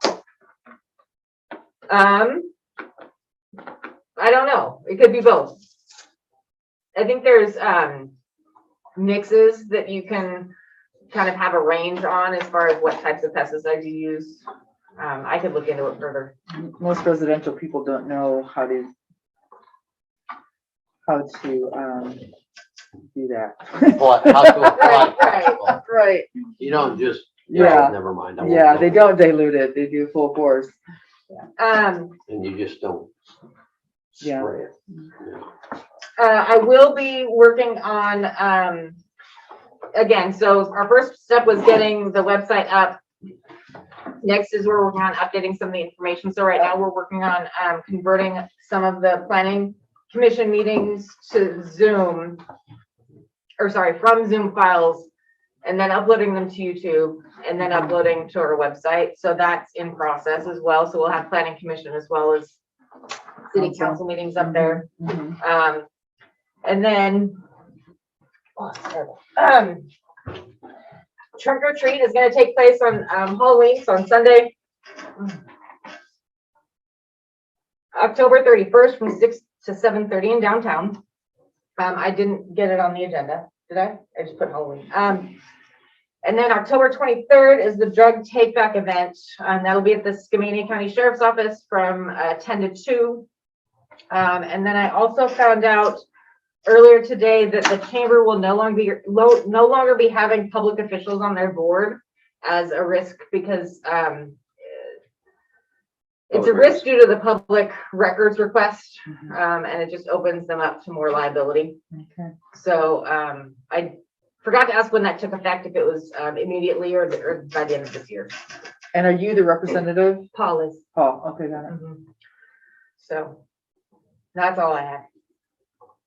And then before you do the minutes or the motion for vouchers, we had some more issues with double-sided checks. We're having issues with some software updates. And so the check range goes all the way to the last check number is 15523, not 15512. The numbers are the same as far as the amounts. Which is a perfect segue. Yep. I would entertain a motion to approve the vouchers. Make a motion to approve vouchers as presented. Second. The first and second, any discussion? All in favor, say aye. Aye. Aye. And also, we need to vote to, Robert did call in yesterday, so we need to vote to excuse Robert this evening. I would move to excuse Mr. Muth from the council meeting today. Second. The first and a second, any discussion? All in favor, say aye. Aye. Aye. Do any of you have reports for the greater good? Not at this time. Elected officials essentials, sorry, I forgot about that. That's right. December 4th. That's right. And they- yes, please register. Okay. Okay, and then after the election, I'll notify everyone else. Save the date, Save the date. What is it? December 4th. They do it every other year. It's the Association of Washington City's Elected Officials Essentials. Uh-huh. So it goes over your legal, functional responsibilities, Goes over everything. Oh, sweet. public records retention. So it gets your government training. It's all virtual. It's one day. What day of the week is it? It's on Saturday? a Saturday. Oh, so Yeah. I could attend. Okay, yeah, I'll send Yeah. it. Anything that you would like to see on the agenda that we haven't already discussed? No, not for me right now. It is my pleasure at 9:19 to adjourn the meeting. Thank you all for coming.